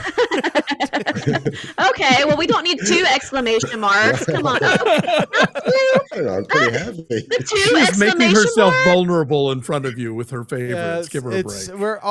We all have This was movies. a safe place. We're all laying it out here, It's fine. We all have those movies that we That's like. okay. I mean, I liked that beer Christmas in July one from. Ooh, last very year. Vermont. So, I know no one else liked it, but I liked it. And I always take crap for that. And I took a lot of crap from my picks last time. So, all right. Well, Seth, are you ready to discuss your next one? Your next one is so. I chose The Christmas Ornament because it stars Kelly Martin. Now, Kelly Martin has had one other Christmas movie, Christmas in Montana. Oh, jeez. Chad, how could you? Thank you, guys. Thanks for not holding it back or really softening the blow. Boo, Seth, with 2 exclamation marks is what I say. Andrea's look of was bad. disappointment. Alonzo's giving thumbs down. Yeah. Okay, well, I'll explain myself. It's Hallmark Movies and Mysteries. So I actually watched this one twice. I enjoyed it. It wasn't because I enjoyed it so much. I actually mistakenly didn't remember that I had seen it. That I believe. Because it was that good. It was so good that you forgot you'd watched it. and a lot of time had passed in that span of 4 months. So yeah, to recall everything was a lot to ask. So I liked it. But we actually had the writer Julie Sherman Wolfe on. I had watched it beforehand, and I did like it. I love Montana. I've been there a couple times, and I enjoy. So, Andrea, like you, I like a nice setting and a cityscape. I hear music. It's your theme. Are you playing me off? That's your theme whenever you talk. Oh, I was like, you're playing me off. How dare you? I thought I was having a stroke for a minute. I was like, what is happening? Okay. Oh, no. Wait, on his podcast, when he talks, sometimes Chad will just start playing that theme. So. I love Julie Sherman Wolfe, but this is not her best work. And I think she would probably agree. This movie is a contender for one of the worst, Seth. I hate to break this to you. And I know in decades from now, when you've seen more of these, you'll understand where I'm coming from here. This is so boring. and so little happens, and there's so few stakes, and it's one of those movies where the big brilliant idea at the end is we're going to start a Christmas ranch. I'm like, great, and what are you going to do the other 10 months of the year, you know? Yeah. Well, clearly someone that hasn't spent a lot of time. Do. I mean, obviously, I'm not among fellow barn decorators. That's my thing. That's what I do. So, what a fantastic choice from Chad. Be easy. This is Chad's list. I think he's just making Seth take the hits for it. Be easy on my dear cousin. He's only seen a dozen of these. By the way, when we were kids, Seth also fell in a well in Montana. Now, Seth, Mark is with you. This setting is beautiful. Thank you.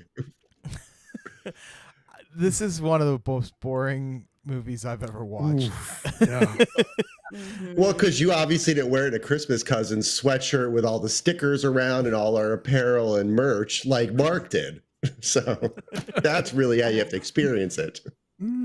With distractions, is what you're saying. Yes, exactly. That's what really gets you in the feeling. But all right, again, sorry. We still have 10 more movies yet, and it's almost 15. So let's keep moving here. So, Andrea, your next one, Christmas Connection. Okay, I'm not gonna lie. I tried to watch this again today because I haven't seen it in a few years, and I got like 30 minutes in. So here's what I got for you. She was on the airplane. She is a flight attendant. She took his daughter somehow. She misses her flight to Bali. And so then she has Christmas with his family. And then I'm, fast forwarding in my brain, I'm assuming they fall in love and they stay there and all of the fun things happen. I picked this because, again, it was on my favorites list, and this is not one of the ones that I watch every year, but I know people also love this movie. If I had a second chance, would I have put this on my list? Possibly not. So I So there it is. I know it happens. They also solve a mystery about like how her parents met or something, right? I want to say we were just cracking into that when I shut it off. So yeah. So there's that. So basically, Andrea doesn't support her choice. I know. I don't even really support it. Maybe we should just move on. I've never seen this movie. I gotta admit. Yeah, I have never seen it. Give it a watch. It's worth a watch. It's cute. The two leads are charming. It's unfortunately one of those like, why would you pursue your career when you could stay here and be stepmother to this adorable young moppet? But like they're both the two adult leads are charming, and so they make it work. Yeah. Okay. All right. Well then, Alonzo, your next choice, The Christmas House. Yes. Yeah, so this is, I think, one of the funnier comedies, and also obviously a big breakthrough for representation, in that we have not only a major B story same-sex couple, but like Hallmark's first like big gay kiss.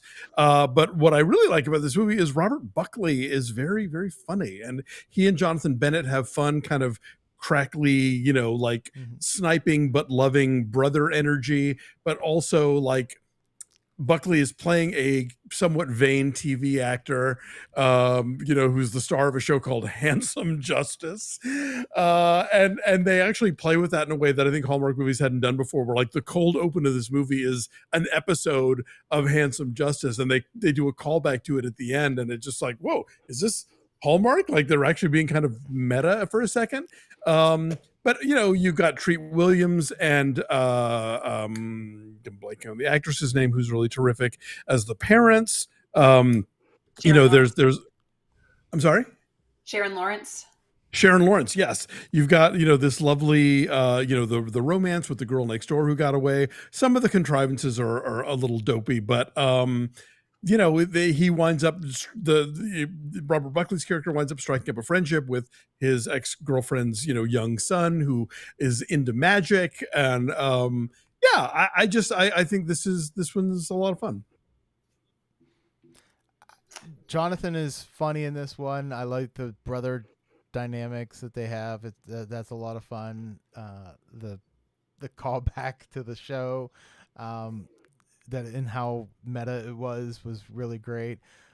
Yeah, and then the sequel's not that bad either. I mean, it's Pepper Tree here says that they prefer the sequel, but the one thing I wished is that this house was more Christmassy, and I'm not sure how and why I feel that way, but I don't know what's left. It is I exploding know. with I Christmas know. lighting. What more do you want? I think just even the don't- baseboards had lighting on it. My God. I think it was more. I think it was more like the outside was not as impressive as the inside, and maybe that's. But and maybe I'm thinking wrong, or maybe I'm not remembering quite right. But I remember thinking something about that. But no, this is a great choice. I love it. You know. Love this movie. Yeah. Yeah, I love this movie. The whole ensemble's great. I like the sequel too. It's funny. It has heart. It has nostalgic Christmas decor feels. Yes, absolutely. Great choice. And Pepper Tree has a Christmas house. If you have seen their live stream with their tons of trees. So yeah, just definitely check out like their videos for around Christmas with all their Christmas trees. It's insane. Okay. So next is mine. Okay. So here's one I might have to defend. I don't know. Hopefully, you guys enjoy this one. This was from a few years ago. A Very Merry Bridesmaid. With Jennifer, your face is the first one I see on all these reactions, and it's telling me everything I need to know. I love Emily Osment. I really do like her a lot. I think all the movies she has been in on Hallmark have been really good. Casey Diedrich is, I don't know if he's been in anything else, but he's the guy. It's her 30th birthday, but her brother's wedding is overshadowing it. It's 16 candles without Long Duck Dong. I mean, that's basically what the movie is. I'll see it. I love Emily Osment as well. I wish she was in more of these movies. Personally, my favorite of hers was Christmas in Wonderland, which I almost put on my list because I think she's super charming. But this one, maybe my expectations were too high going into it because I do love her so much. I didn't buy their chemistry. He kind of creeped me out a little bit. I didn't buy their relationship. I don't know. It didn't work for me. What do y'all think? Yeah, like he's definitely eye candy, but as far as the two of them as a couple, I wasn't not getting super scorching chemistry there. Yeah, I agree with you. Christmas in Wonderland is ridiculous, but still really entertaining, and a lot of it has to do with her. And I don't think she gets to quite find those same things to play here. Yeah, there's a lot. This is kind of overstuffed. There's like, oh, the bridal gown is stuck in customs, and we're moving out of the house, and I'm buying my fiance's childhood home and surprising her with it, and there's a lot. Yeah, that was weird too. I didn't like that. Don't make real estate purchases without consulting your significant other. Can we just say that? Like, let's not do that. No, and no automobiles either. We should not be making major purchases. I don't like it. Yeah. It's like the SNL sketch about the Lexus with the big bow on it. Yeah, like don't. You bought a Lexus. Yeah, don't do that. I loaned you $40,000. You told me. So as Chad says, what Joe put down that whiskey, and then Joe, that was the best way to describe this one. So yeah, no Long Duck Dong in this one, but it's. They are working 16 candles with that poster. I can see. Yeah. Oh, it's for sure. Yeah. It definitely felt that. I don't know. I kind of liked it. It was one that I enjoyed. I've watched it a couple of times.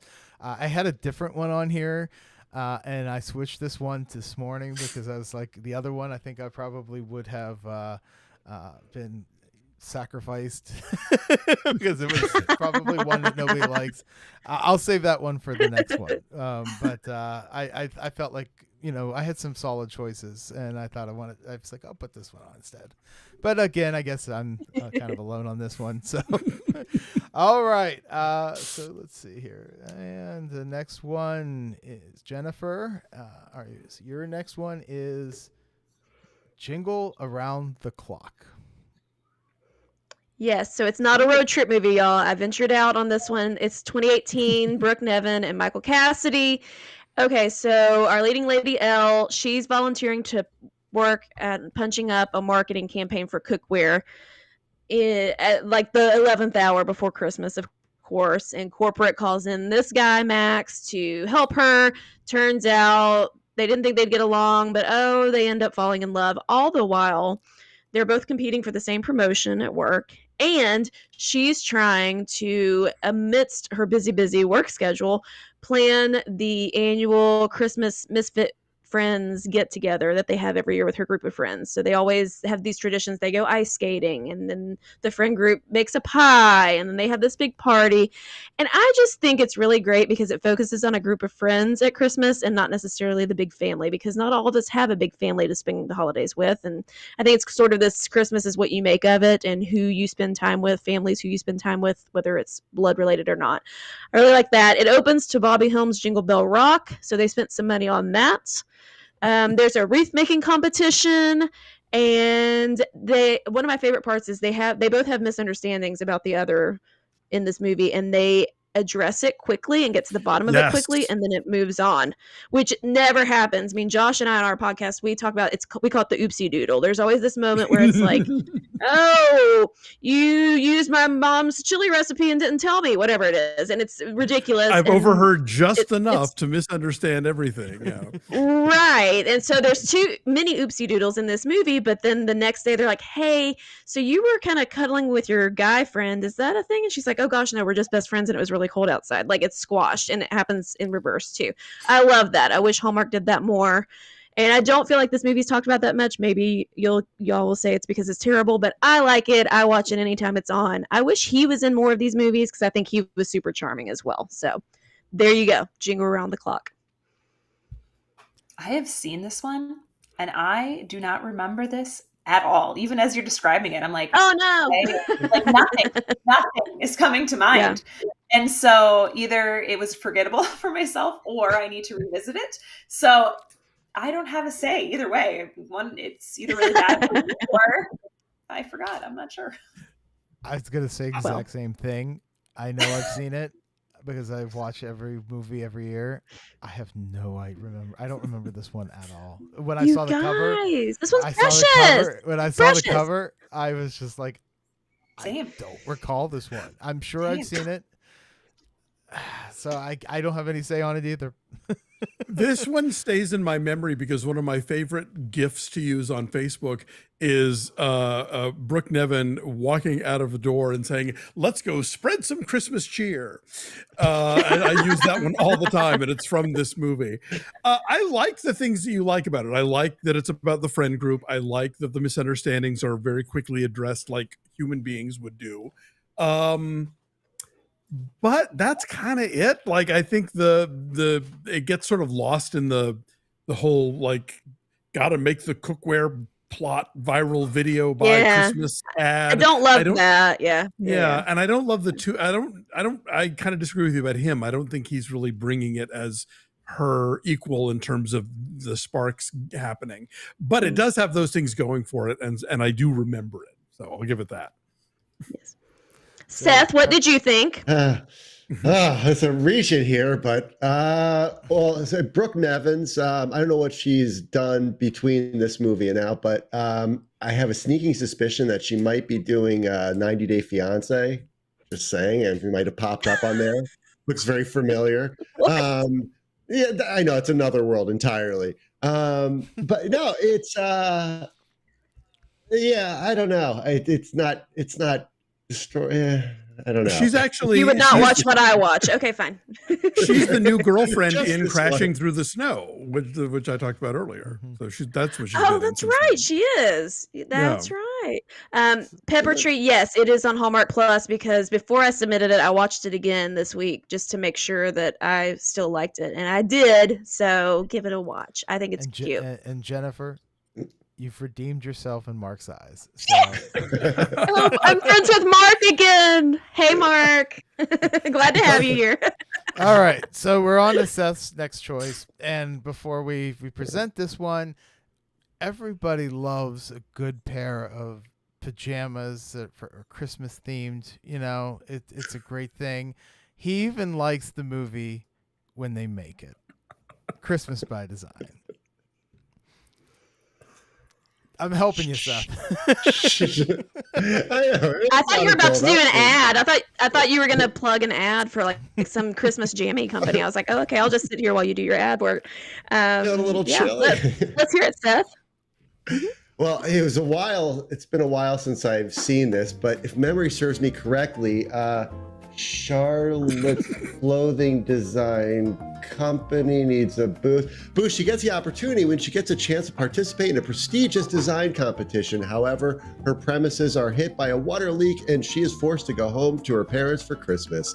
Now she has to balance the design assignment with her family's expectations that she will participate in the city's Christmas celebration.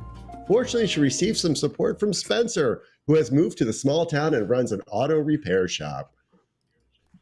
I can't believe I remembered all that. That's crazy. How very spontaneous. Yes. Yeah, just right off the cuff. Yeah. I liked it. I liked the whole design thing. You got everybody involved. We were, I wanted pajamas. I want Christmas pajamas. It's fun fact though. I did watch this one from the bottom of a well. Thank you, Chad. In Montana. Right. Pepper Tree Absolutely. says, Seth, Yeah. we really need to talk.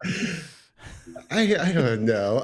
I'm gonna watch more. I don't think it's any way. Oh, you got the double exclamation marks. Ah, ha, ha. Oh, They there went it to is. you now, Seth. So quickly the tables can turn. Yes. I kind of hate to do this, but I've got Seth's back on this one. I was charmed by this movie, and Yes. fought with the deck of Hallmark guys about it too. I think the main couple I think has a lot of chemistry, and so often we get these movies where the lead does something that we actually have the opportunity to evaluate. You know, like if she's a chef, we have to take their word for it that the food is good. But if she's a photographer or a painter or whatever, like they have to show us something and we have to be like, are you that good a painter? But I would totally wear the Christmas pajamas that she designs in this movie. So that puts it way above like, you know, any movies where like, oh, you know, CCB really wants to be a photographer, and then you see the photographs, you're like, no, you shouldn't. But they actually did make cool pajamas for this movie, and I like the lead. So yes, Seth, I support you in this one. You took the words right out of my mouth. So I'm not a fan Thank of this you. one, Thank you. but and this is, you know, I know Chad made you watch this one, and it was on your list of ones you've seen. So I do some things on my own volition. Jeez. Chad All makes you right. do this. Chad dictates what you Yeah, do. Chad tells you time to go to bed. I did. I'm a man. I stand on my own. I raise a child. I agree with That's one thing I Alonso. do. Okay, Seth. Okay. Calm down. Sorry. I liked the jammies too. I feel like Hallmark, it's a missed opportunity. They should sell the jammies from Christmas by Design. They should Yes. sell those cool jackets on Jingle Bell Run last year. I totally would have bought one of those jackets. Well, depending on the Totally. price. But yeah, you know, like they should merge the Hallmark store and the movies more than they do. I couldn't get past that the male lead looks like Matt Saracen from Friday Night Lights. It tripped me up the whole movie. I didn't think she was super. I didn't really love her character, and I thought she was a little mean, honestly. So it's not one of my favorites. Although we did review this on our podcast, and now I'm wondering I may have rated it higher because I think this is like earlier in the season when it premiered that year, and I feel like I was Yeah. higher on things, and I saw better movies, and it kind of probably went down. But anyways, it's not terrible. It's not one I would ever choose to watch again. I Sorry, bought this Seth. guy more as a small town mechanic than as a prince with a shoe thing happening, whatever that other movie was. Yeah, for sure. Yeah. All right. Well, we've got to move on. We have 5 Lacey Chabert movies. We are all going to see which ones get onto the list. Andrea, you are up first with A Merry Scottish Christmas. Okay, this may be one of my all-time favorite Christmas movies. I love this one. I submitted this for my actual list as well. I don't know why I love this. I didn't watch Party of Five, so I don't have that connection to the leads. But I guess what I'm finding is you put me in Scotland, you put me in a castle, I'm going to love the movie no matter what happens. That seems to be what I'm noticing about myself as I'm reviewing different movies. If it has a castle, it's a win for me. And if it's in Scotland or Ireland, it's a double win. So I think the setting for me was a big one. Lacey obviously is wonderful. And I thought that the mom was, I guess, fun, added a nice element of like, hey, now we're royals. And I usually don't like royal movies. And this one is probably my favorite, one of my favorite of all time. And it's a royal movie. So I don't know how I liked this, in other words, and I know I kind of stand on my own island on this, so I don't expect anyone to vote this in, but it is one of my all-time favorites. So It's fine. Yeah, I mean, I don't. It's not her worst ones. Yeah, it's better than a very Irish identity theft Christmas from a couple of years earlier. But I was. Andrea, I all I can say is one mind, two bodies. I loved it. Yeah, I absolutely love this one for very much the same reasons. I love the landscape, anything Scotland, Ireland. Yes, it was good. Seth approved. Okay, maybe it will sneak in there. Yeah. Yeah, I mean, I did not watch this one. I'm sorry. Oh, I didn't watch Party of Five, so the whole reunion. Although, let's put Jennifer Love Hewitt in a Hallmark movie instead. That would have been better, or have her show up in this movie.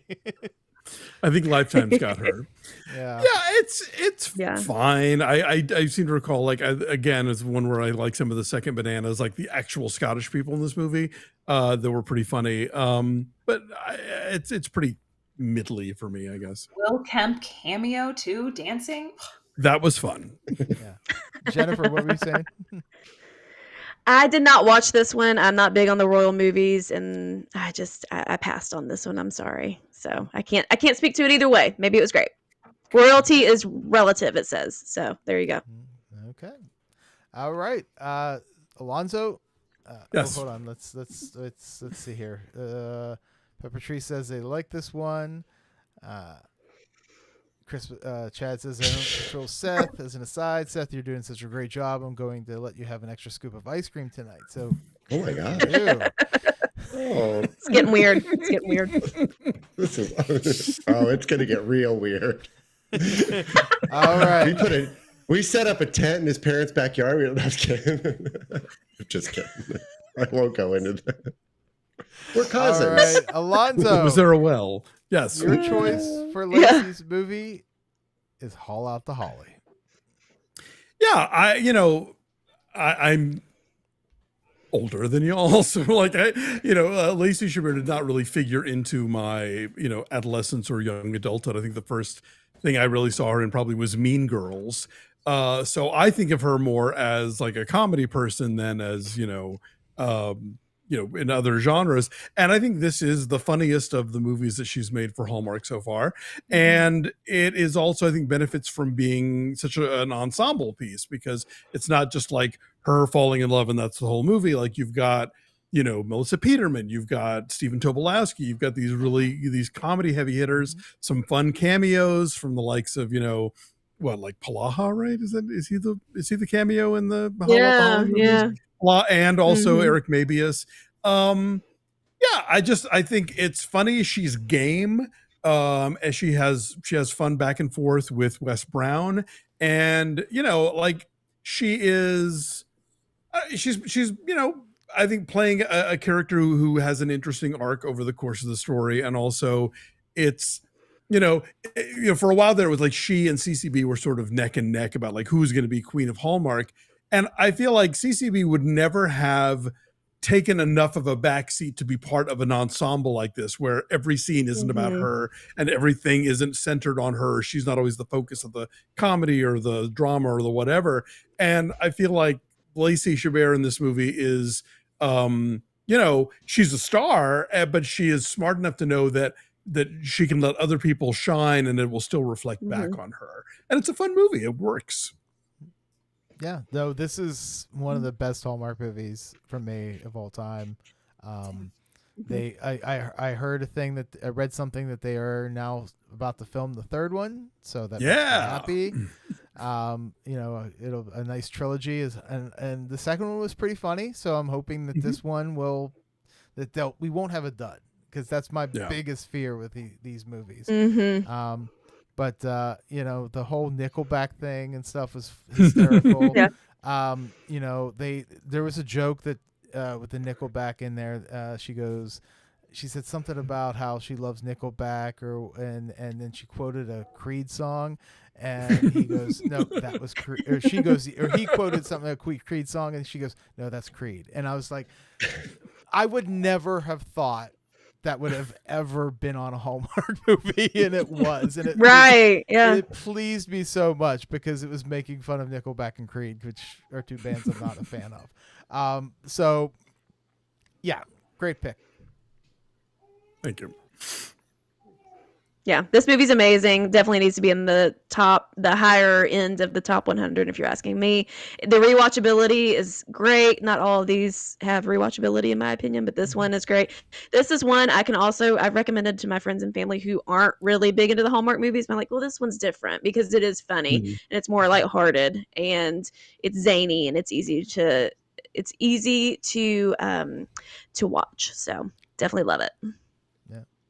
You know what the best part is I'm on a number of the Facebook Hallmark groups, and this one was so divisive for they hated it. Yeah, with the older people on the Facebook groups, absolutely could not understand why we could not get another Lacey Chabert romance movie, and it's just like, let her do one movie that's different.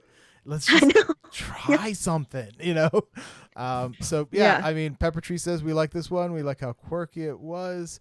Lonzo, you're spot on. The ultimate thanks. HOA is controlling movies.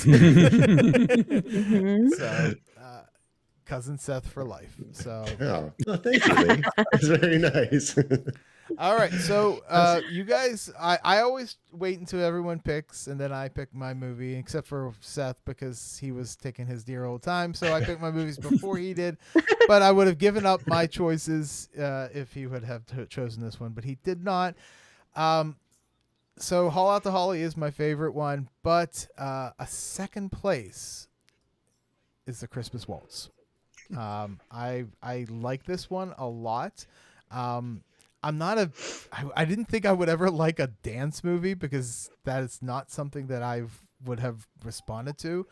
I think the reason why I like it is that there's just some fun things. There's some unique things.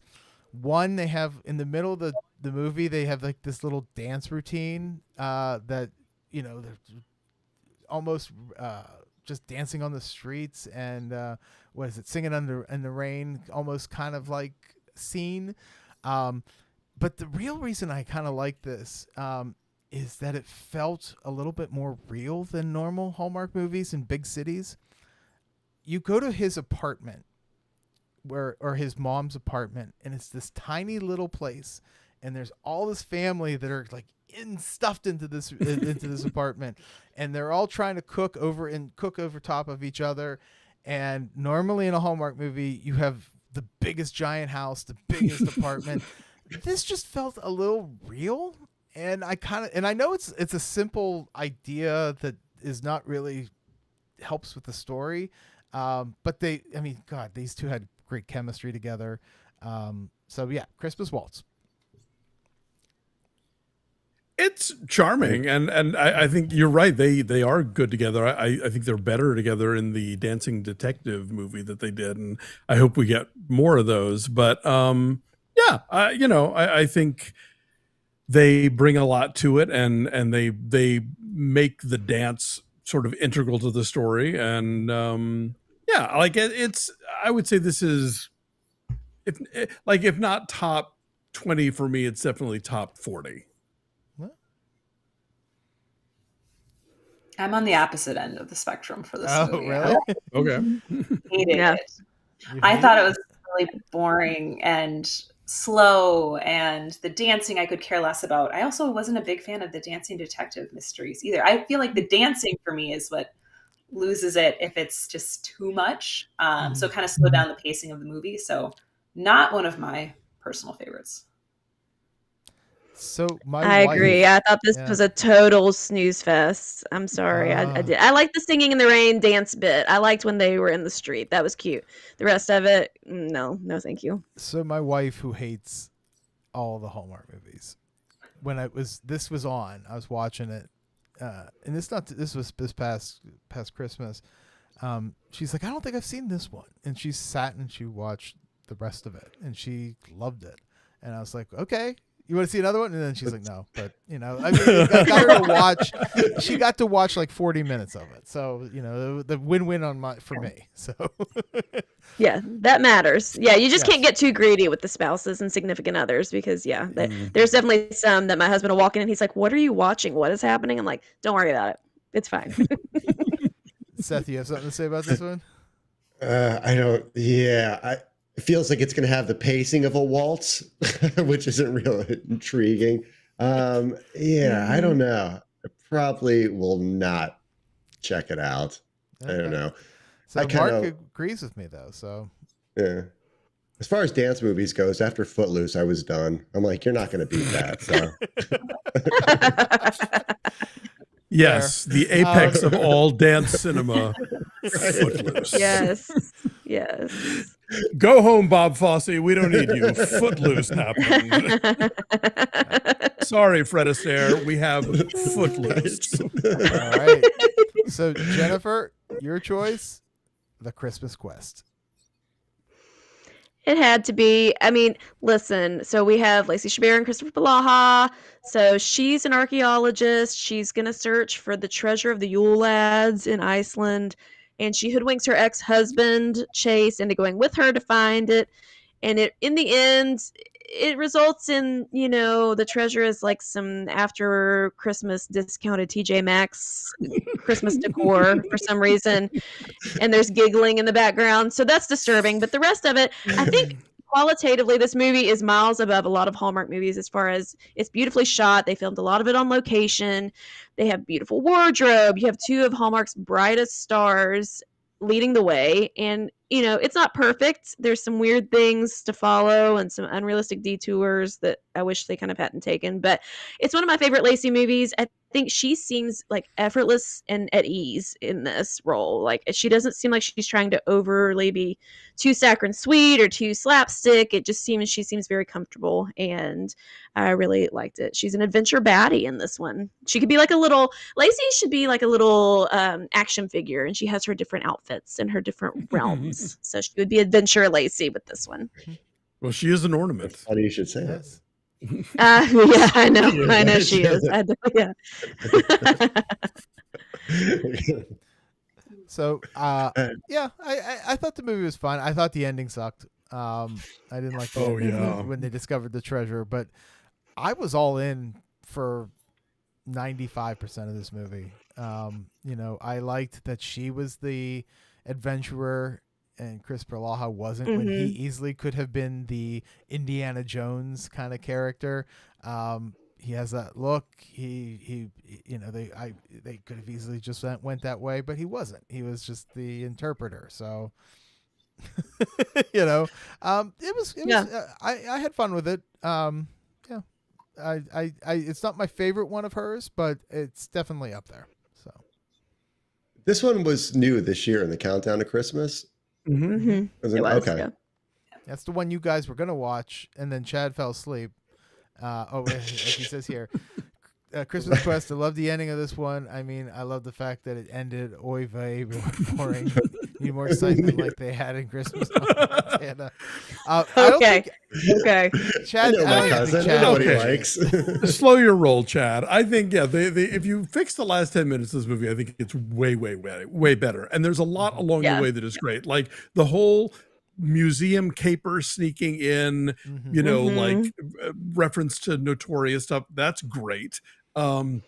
There are some other kind of moments along the way where, again, it feels like, oh, this is Hallmark. Like we're on a real location and we have, like there's some intricacy to the way, like where the camera is being placed and how this action, like little sneak around sequence is being edited. So there are things about this movie, I think, that are exceptional. I don't know that it all holds together. It definitely falls apart at the end, but I like the two of them together. I think, you're right. They both know how these movies work innately. And and that doesn't always mean that they're going to have chemistry with each other. In this case, they do. And I think I'd like to see them in something stronger. But yeah, there's a lot to like about this one. Yeah, it wasn't okay for me. Like I like the premise of it. I like everyone said, I don't think the landing was stellar. I like the adventure. I like the mystery element to it. And I thought those, Chris and Lacey together were great. And I agree. I would love to see them in something in the future, maybe a mystery together in the future, like an actual mystery. That would be kind of a fun pairing. Yeah. But yeah, so it wasn't okay for me. Not one of my favorites of hers, but I didn't hate it. The treasure was a knowledge. Yeah. Chad says right. if you fixed the And Shout TJ out Maxx to, artifacts. Yeah. Shout out to Crystal Skull there. if you fix the first 90 minutes, it's pretty decent. So that's Okay, Chad. Thank you, Chad. That's enough. All But it's right. only 88. Hey! So our last movie is Seth Lacey's Choice. I don't know if he's actually watched This will it be 'cause he's- rich. 'cause he Of course said- I've watched Yeah. it. You think I'd go around recommending it to everybody and Well, putting it out you there said if I I'm didn't gonna. watch it? When you said you said okay, well, pick this one. I'll watch it today. So Oh. That I don't even remember what that day that was. I mean, a couple of years ago. It could have been any day. It's so much Saturday. Right. fun. Sounds about right. All right. So Seth Lacey's Choice is The Sweetest Christmas. Oh, really? Is that? Oh. I thought it was. I enjoyed it. I enjoyed it. It didn't feel like a typical Hallmark movie. It actually felt like a bigger budget film. I've only seen 8 films in my entire life, so I don't have much to compare it to. But I like the love interest. It wasn't so set like in the beginning where it's like, okay, the corporate boyfriend, she's like done with that and he goes away. Kind of, they bring him back. And so closer to the end, she's kind of torn between these two people. She knows what she wants to do, but she's in the situation that I wanted to be in. There's a lot going on with the movie too. So yeah, I don't. Anytime. Do I have to go the full 30 minutes or 30 seconds, Joe? I restarted it. I thought it was good. I liked it. I liked it. Yeah. It wasn't So not you another watched teen it? movie with Lacey Chabert, but whatever. It was good. So you watched this one because I'm not sure you did. I did. I absolutely. Okay. Absolutely. Yeah. There was What a does title she at the do for a beginning. living in this movie, Seth? She's a baker. Okay. So yeah. Did you read the synopsis? Oh wait, is she a barker? No, baker. Fortunately. Baker. She's a baker. No, I'm just kidding. Yeah, there's a big competition coming up, and yeah, she's a little reluctant. She's got a lot going on. Okay. There's just I a lot. did It's a watch- lot going on. Yeah. Yeah, the stuff like that. A lot. know, Stuff I'm and gonna- things. Yeah. If I can find the receipt for the Amazon where I rented it, I'm gonna send it to you guys just to Okay. prove. So I'm not gonna lie. I kind of have a little. I kind of like this one. It's one of those like movies I know is not very good, but I watch it just because I kind of like it. but I know it's not. I know. I mean, I don't think it would be on my top 100. But she has a line in here that cracks me up every time I see it. She has broken up with the guy. I guess they haven't broken up, but they're not talking to each other. And she knows that she made a mistake. And so she's like, I'm going to talk to him the only way I know how, with gingerbread. And it's just the way she says it is so serious, but it's the most ridiculous line you've ever heard. But she pulls it off because one, she's Lacey, and she's so good in all these movies, even when they're bad. But yeah, so that's my 2 cents. Does the movie know that line is supposed to be funny? The writer's like, this is gold. This is going to. If you were to ask me like my least favorite Lacey Christmas movie, this would be up there.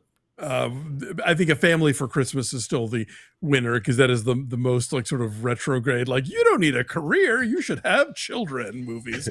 But like, don't love this one. Okay.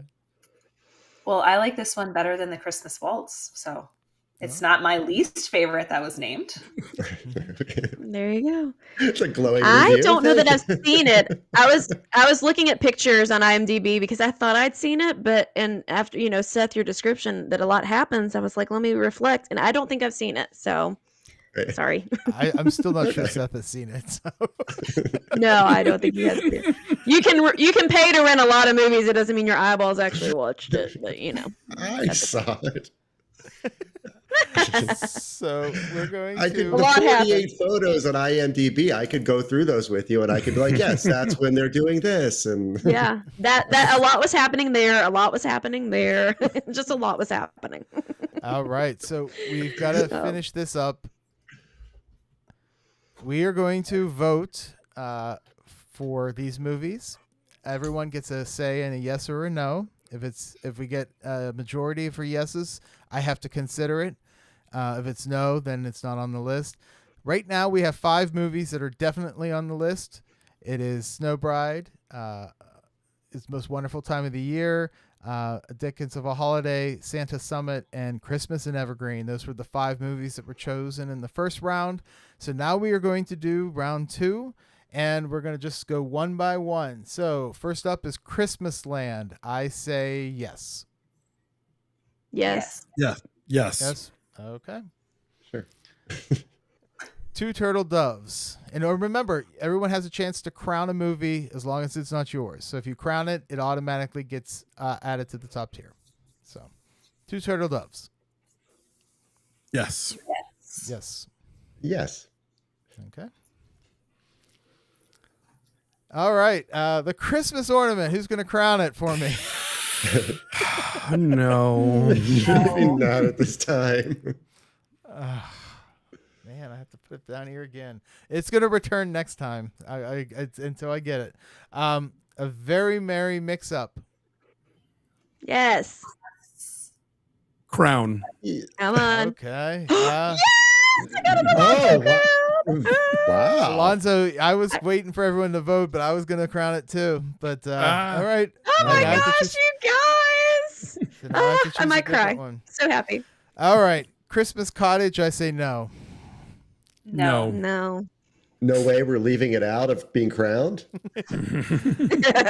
Joe, it's in the wrong category. Okay. Christmas Under Wraps. I'll say yes only because it's probably the one that most people love. Yeah. A pained yes. Yes. I think yes. Yeah. All right. Crashing Through the Snow. Yes. Yes. Yeah. Yes. Yes. Yes. Okay. Rescuing Christmas. Yes. Yes. 12 Gifts of Christmas. No. No. No. Okay, fine. It's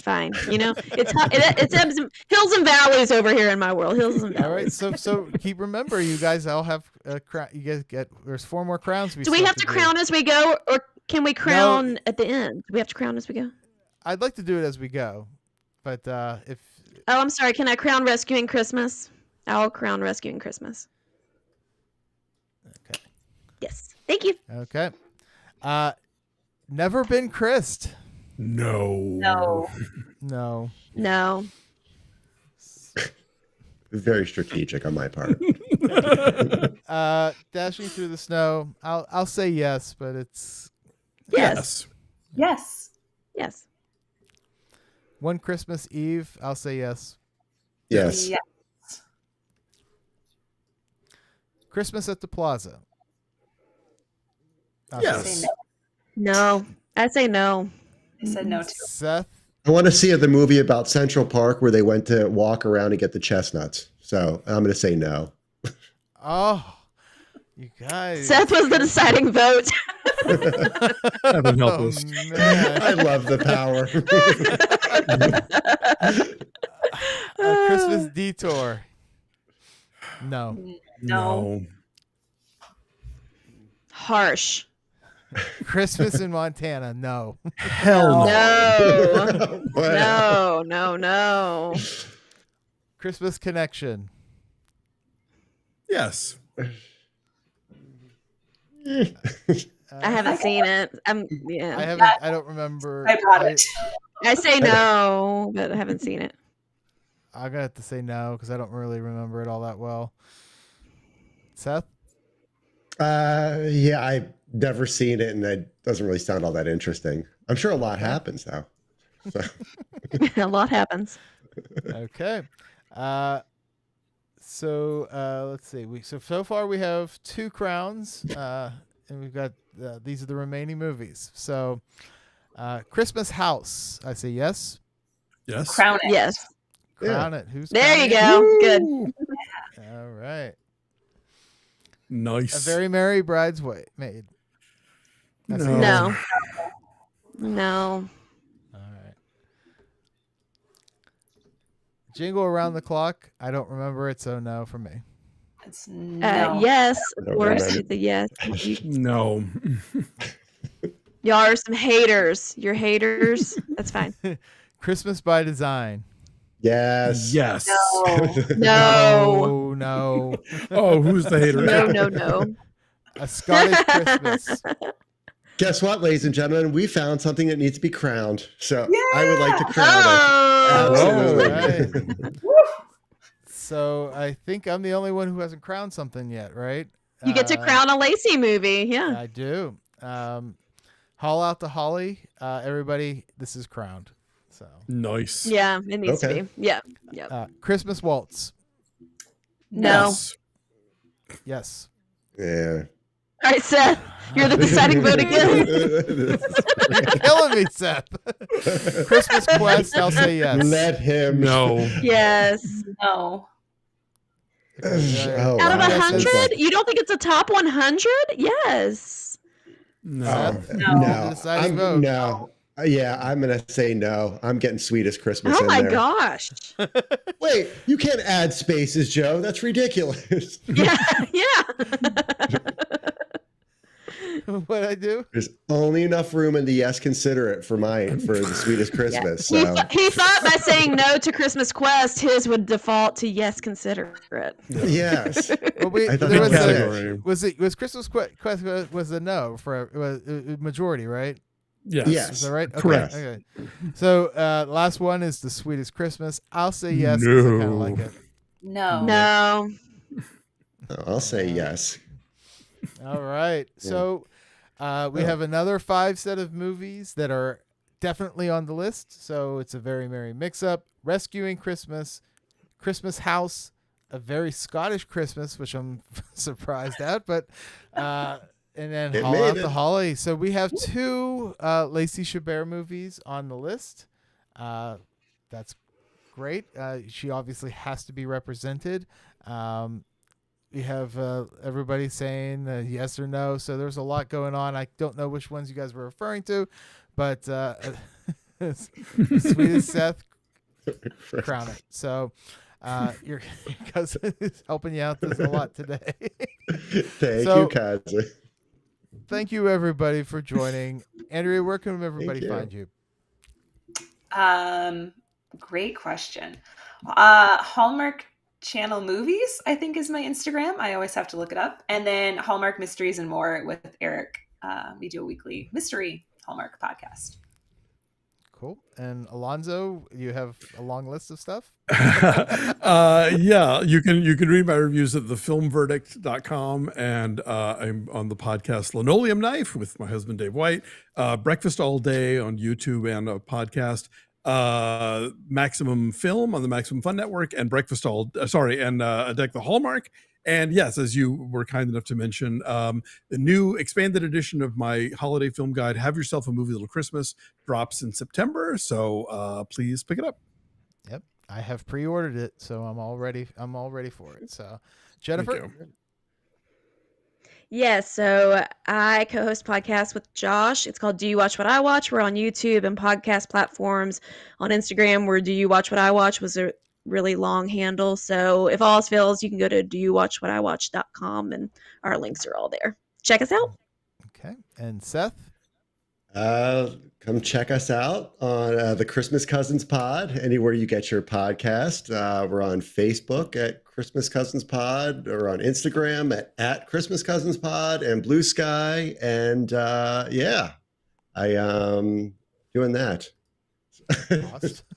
Oh, and yeah, if you guys have nothing to do over the summer, I'm opening up a coffee, gelato, and smoothie place in South Haven, Michigan. So stop on by. And I'll have some maybe have some Hallmark movies playing or something. So yeah. That's awesome. Congratulations. Thank you. And Seth, when is that open? June 5th is our opening day, our grand opening. So it's awesome. been very exciting. So and Cool. and we'll be up there. We'll do Christmas stuff, and yes, all seasonally appropriate. So I have a lot of things I'm promoting still. I am going to promote the crap out of this video because it took me forever to put together. But if you have seen the movie Christmas Every Day from the ABC Family Channel, I found all the filming locations, even though no one's ever said, hey, where did they film that movie from in 1996? But I love that movie, and I actually drove to Virginia and found all the locations. It's a fun video. Check it out. My biggest video right now is it's locked. Oh, there we go. The Year in Christmas 1982. I've been counting down the 80s. I have 2 more years left. But 1982 was a lot of fun. You know, Christmas in Pac-Land, Different Strokes, all good stuff. Next Sunday, I am doing the Essential 7 Christmas Foods. I have Kristen from Holidays After Dark on, and she's going to have a list of foods that she thinks are the best Christmas foods. I'm going to have my list, and we'll just see if we compare it all. But it'll be a fun discussion. I've been trying to get her on for a while. Definitely check us out next Sunday. And then I put out a video a few months ago called The Christmas Files. The truth is out there about Christmas. It's a fun little thing where I answer some Christmas facts and questions. The next one is in production and should be out soon. So if you haven't watched this one, check it out because the new one will be just as fun. So, but yeah, so that's what's going on in my neck of the woods. I've always got 1,000 videos in production and trying to get through copyright claim. So that's always fun. But I want to thank everybody for watching. Thank you guys for joining. 2 hours. I'm sorry it went this long, but we had 25 movies to talk about, and we had to have Seth give his word on all of his great movie choices. So, cool. So I'm going to continue doing these rounds. We'll have a whole bunch of new podcasters on to discuss another round of Hallmark Christmas movies. We have 10 on the list so far that I definitely have to include. We're going to keep doing this until I decide to make the list myself. So anyways, thanks for everybody for watching. Remember, I'm the Christmas aficionado, and stay off the naughty list. Bye.